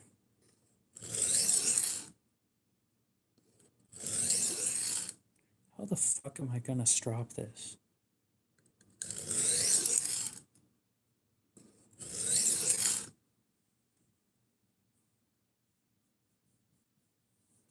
Oh, and this stream earlier, about a half hour ago, we had 96 people in here. Well, that's one of my strops in front of the stone, yes, but this is a 9-inch knife, and that is a 6-inch strop. So that's not going to work.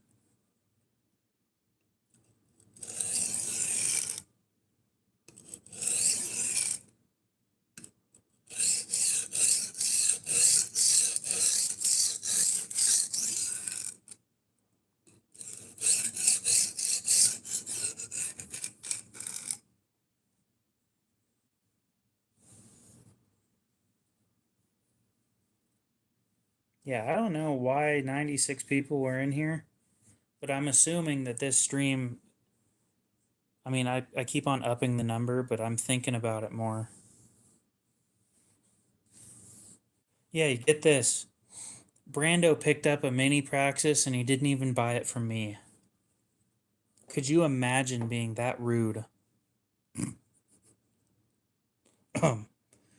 I mean, uh,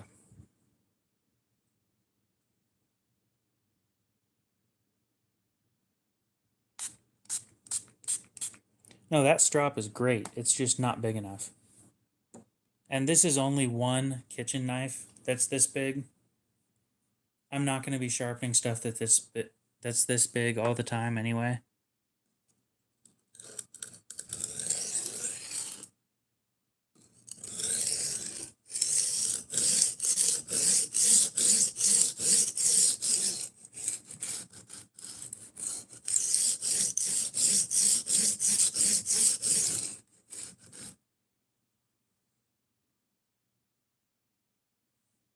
Fuck yeah, I used cardboard and it worked too.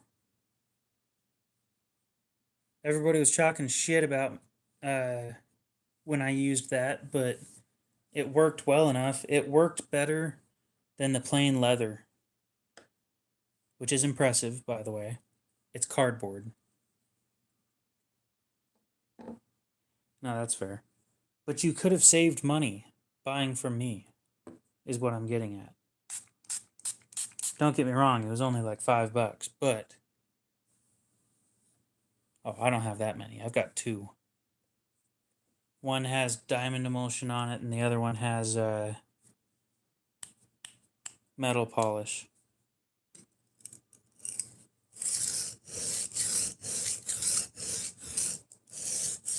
Speaking of which, I don't think you've been in here, Knives, I guess, since I bought the diamond emulsion. And holy shit, did it take my edges to the next level. I'm not even kidding.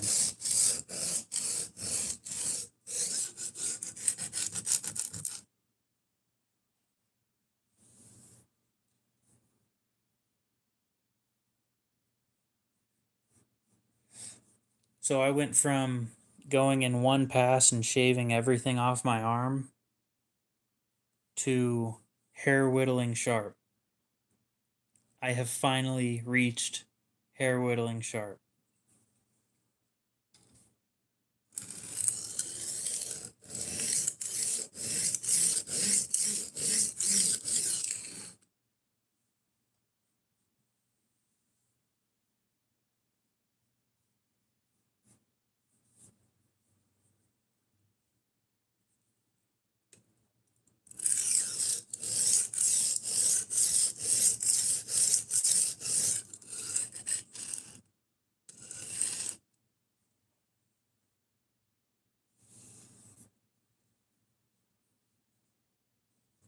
What does?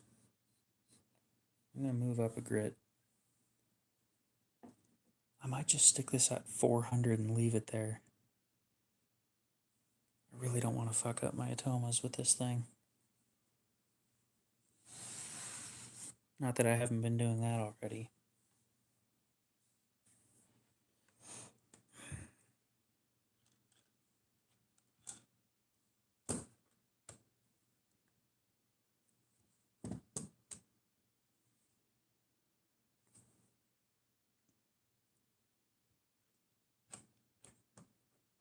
It keeps fucking with the sharpening experience. What does?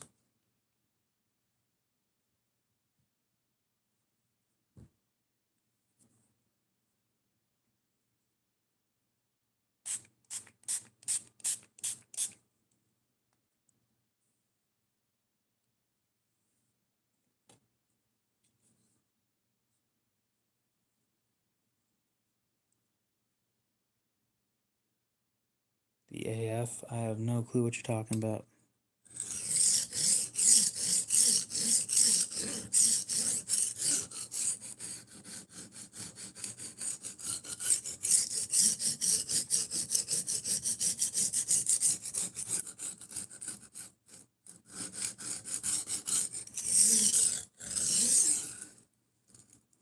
Oh, autofocus? Yeah.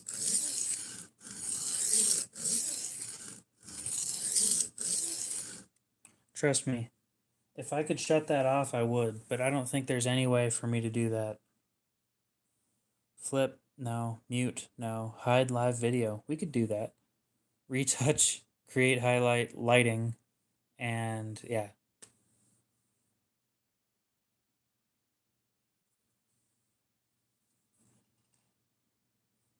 No, autofocus is like the worst part of these YouTube live streams when it comes to doing things in front of a table. And it specifically does it when something is reflecting off of something shiny. As you can see. Like, what's it even trying to focus on when it blurs like that? There is nothing for you to focus on.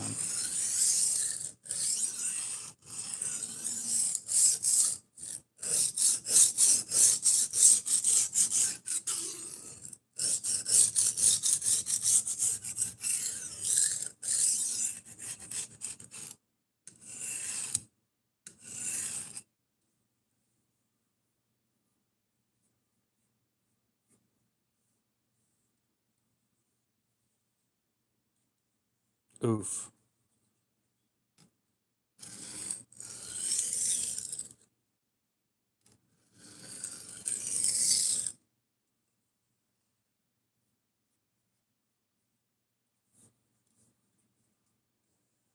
All right, take the burr off. One pass, baby. Let's go.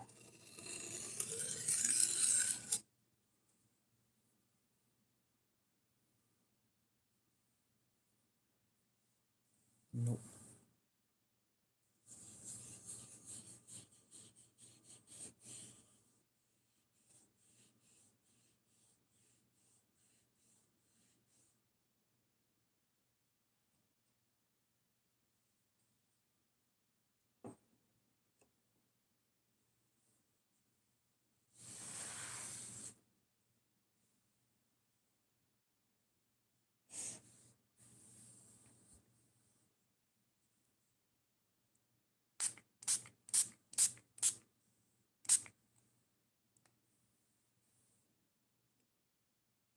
Focus right up there and don't change where you're focused. The autofocus.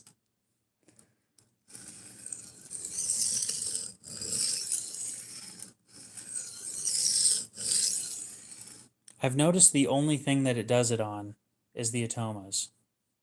It won't do it on any other of my stones.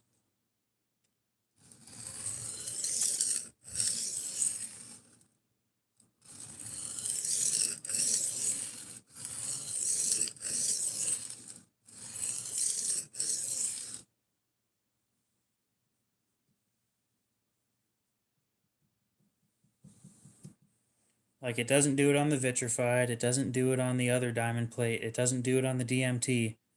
It's only the atomas. It's not the light. I just moved the stone off the screen a little bit and it fixed the whole issue. But as long as that diamond stone is sitting there in the middle of the screen, it will autofocus to hell and back. It is this stone, and that is it. So, which means if I put it over to this side, it should again not do the autofocus.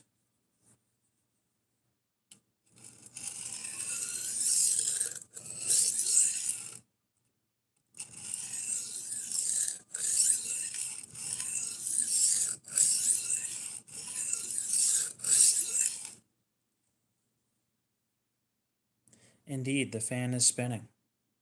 I don't think that thing stopped in 10 years.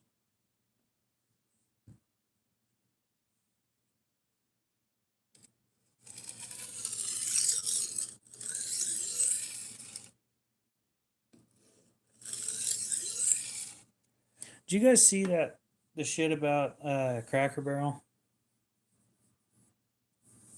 What a shit show.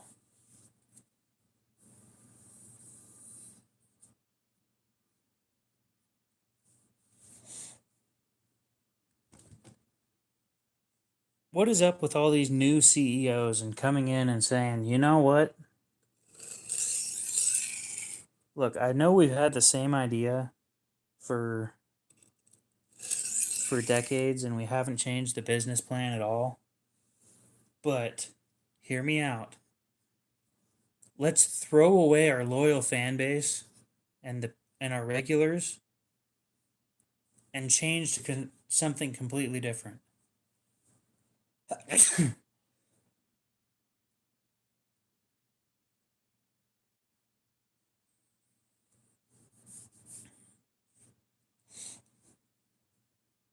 Well, let me put it this way, right? Cracker Barrel hasn't changed at all since the first time I went there when I was a kid. You know what has changed?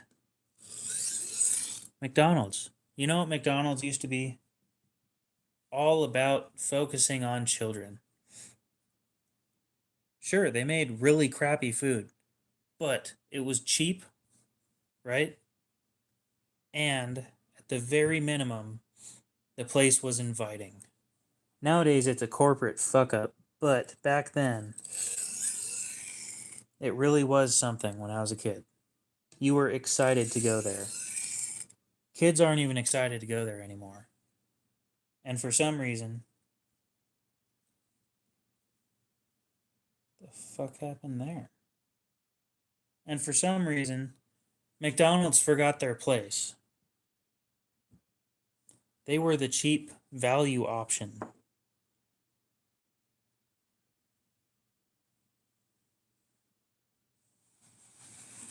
Oh no, they weren't just doing the logo. They were going to change the whole premise of their of the business.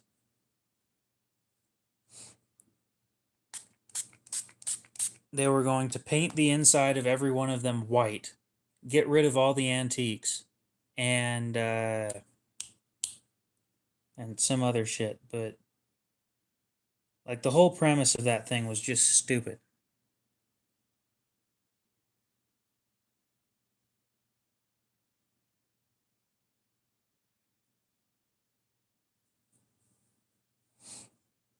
So it was a larger change than just the logo.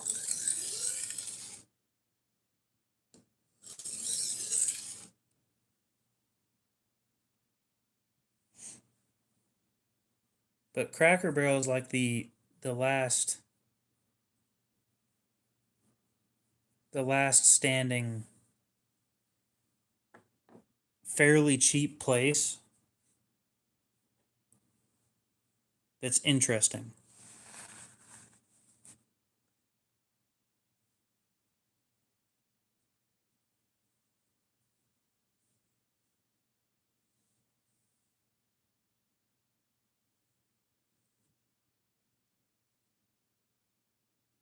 Dude, if Taco Bell went back to how they used to be, then I am like 100% sure more people would go back there. Okay, so basically what happened for anybody that doesn't know, I mean, it's been all over my For You page. Cracker Barrel had a new agenda. They have a new, had a new female CEO. Not that it really changes anything, but it seems like every time that I see one of these drastic changes, it's a female CEO behind it. I don't know why, but it is. And they were going to change the logo and get rid of everything that made Cracker Barrel Cracker Barrel. Oh, that worked out just fine.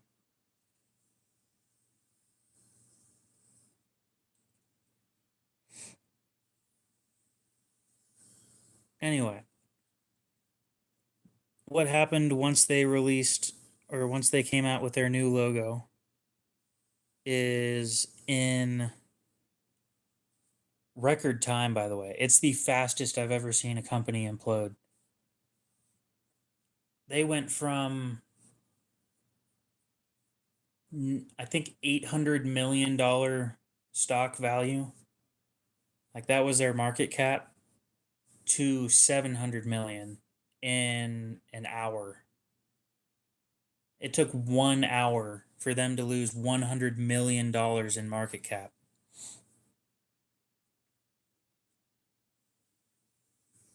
And it took them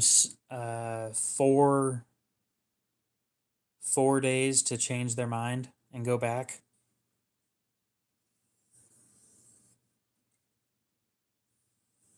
Shit, we should have invested. That's the time to invest. They were at their lowest.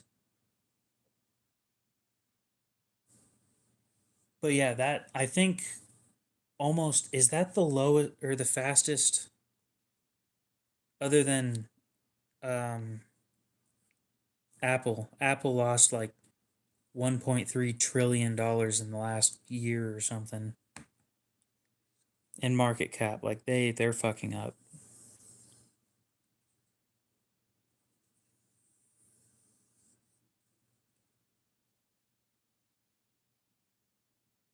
But that's what happens when all you sell is shit that Samsung came out with 3 or 4 years ago.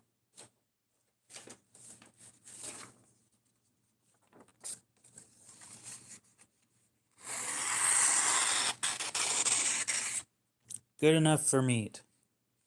I mean, that's all it's going to be used for. But yeah, I've never seen a company implode that fast. 1 hour. And they lost, or maybe it was 1.5 hours, but it's still the fastest I've ever seen a company lose $100 million in market cap. That's insane.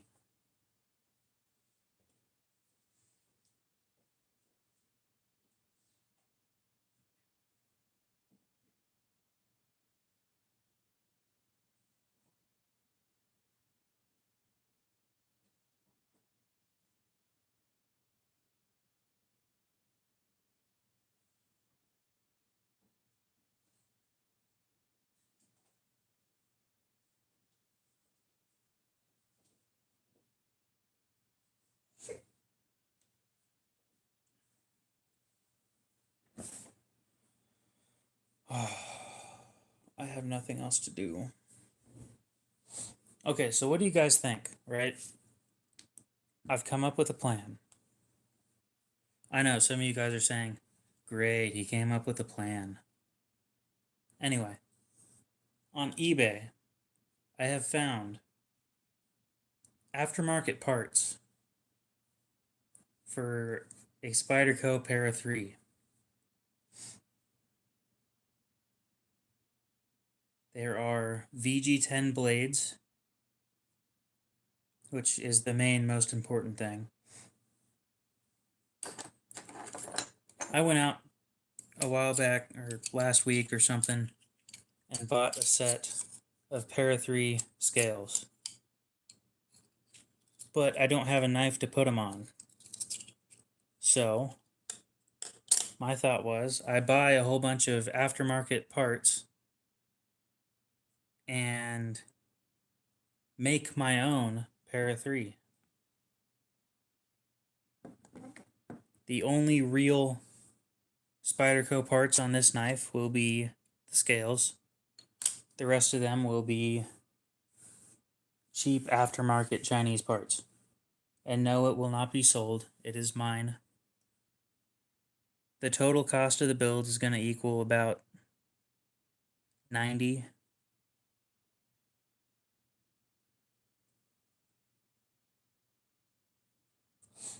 After everything's all said and done. I'm just curious what people think of that. Because I think it's a terrible idea, but I think it's going to be entertaining. Because then I'll have 3 Para 3s.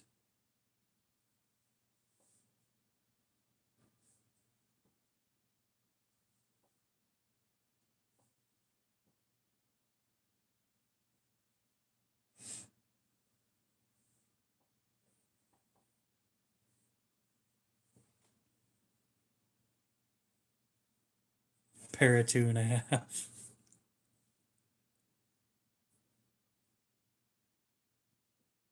Para freebie.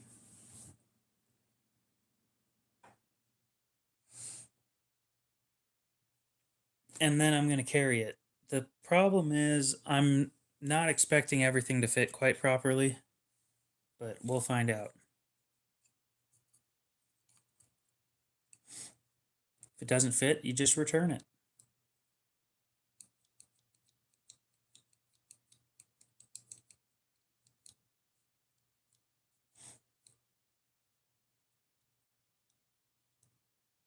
So yeah, the whole build, including the scales.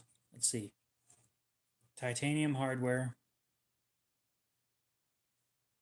I'm missing out on one thing. I don't get a pocket clip for it.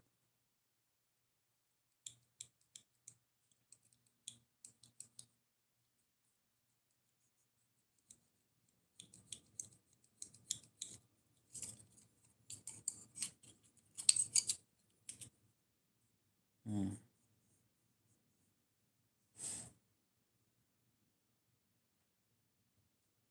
Which one of my knives can I steal a pocket clip from? Quite a few of them, apparently. I'll just steal it from the bird meadowlark. Oh, this thing's gonna be such a cheap pile. But it'll be my cheap pile, so... And if it works out good, who knows? I'm not gonna sell it, of course, but... I might just, put a Lynch Northwest pocket clip on it and carry that, because why not? It beats me, abusing my good stuff.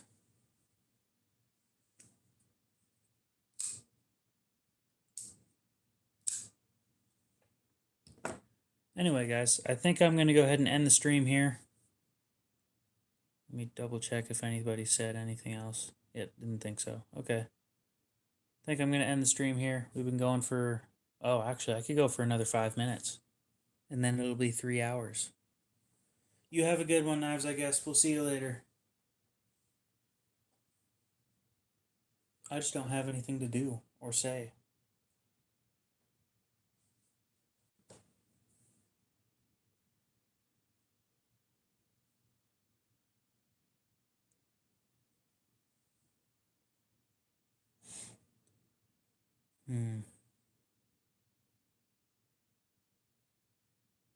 You know, this candle's barely doing shit. I can barely smell that thing. So what's the point in having it burning if you can't smell it?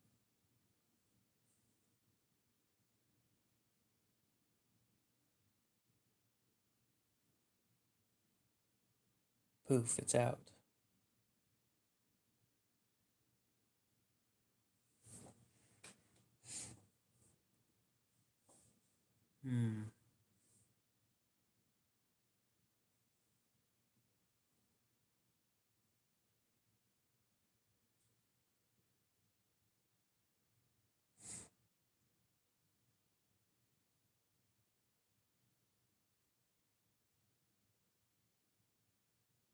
I should go on a short rant.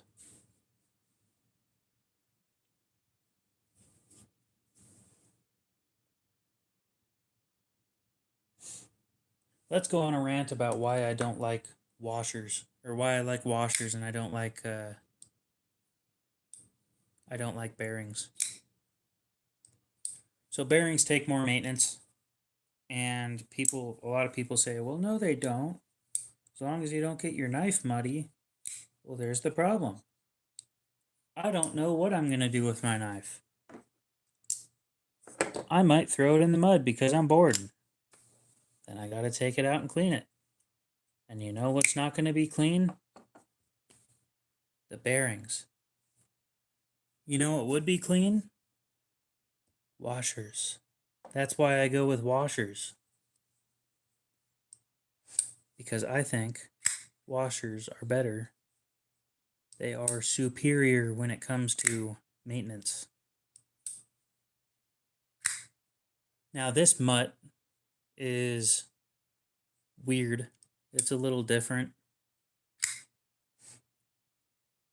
And this one has a good explanation of why I don't like bearings. Because the cage on this knife broke on one side, and one of the ball bearings fell out. And it never opened right again. So what did I do? I took it apart. I took that broken set of bearings out and I put the one set of bearings that works, I put it in this side, and the other side has washers from a Kershaw leak. Well, you should get better knives then.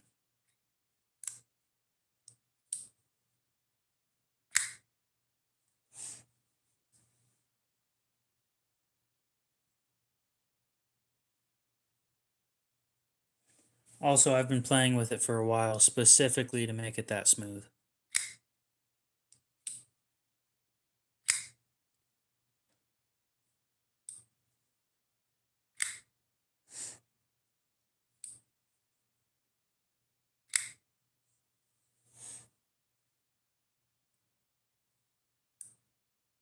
Bonk, you're from Canada, right?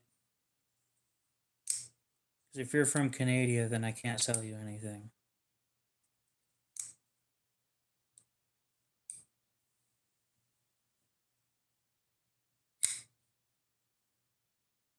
Pretty sure you said you were from Canada. Canadia. Canada. You know, America's hat.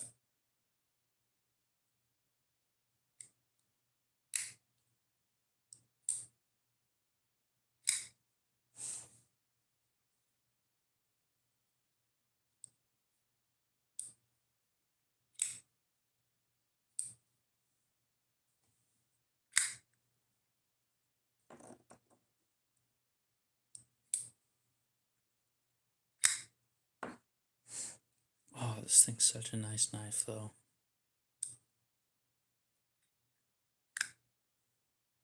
Anyway, that was a really short rant, specifically so that I could stretch out the time a little further until we hit the 3-hour mark. You guys can't see that, but we are 30 seconds away.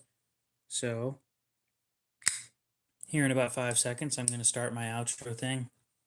Or 15, or, you know, it doesn't take me long to do the outro.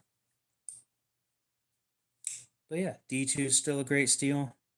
8CR is still the standard for cheap knives. Hopefully you guys have a great rest of your day, night, morning, whatever it is. I'll be streaming later tonight. So yeah, we'll see you in the next one.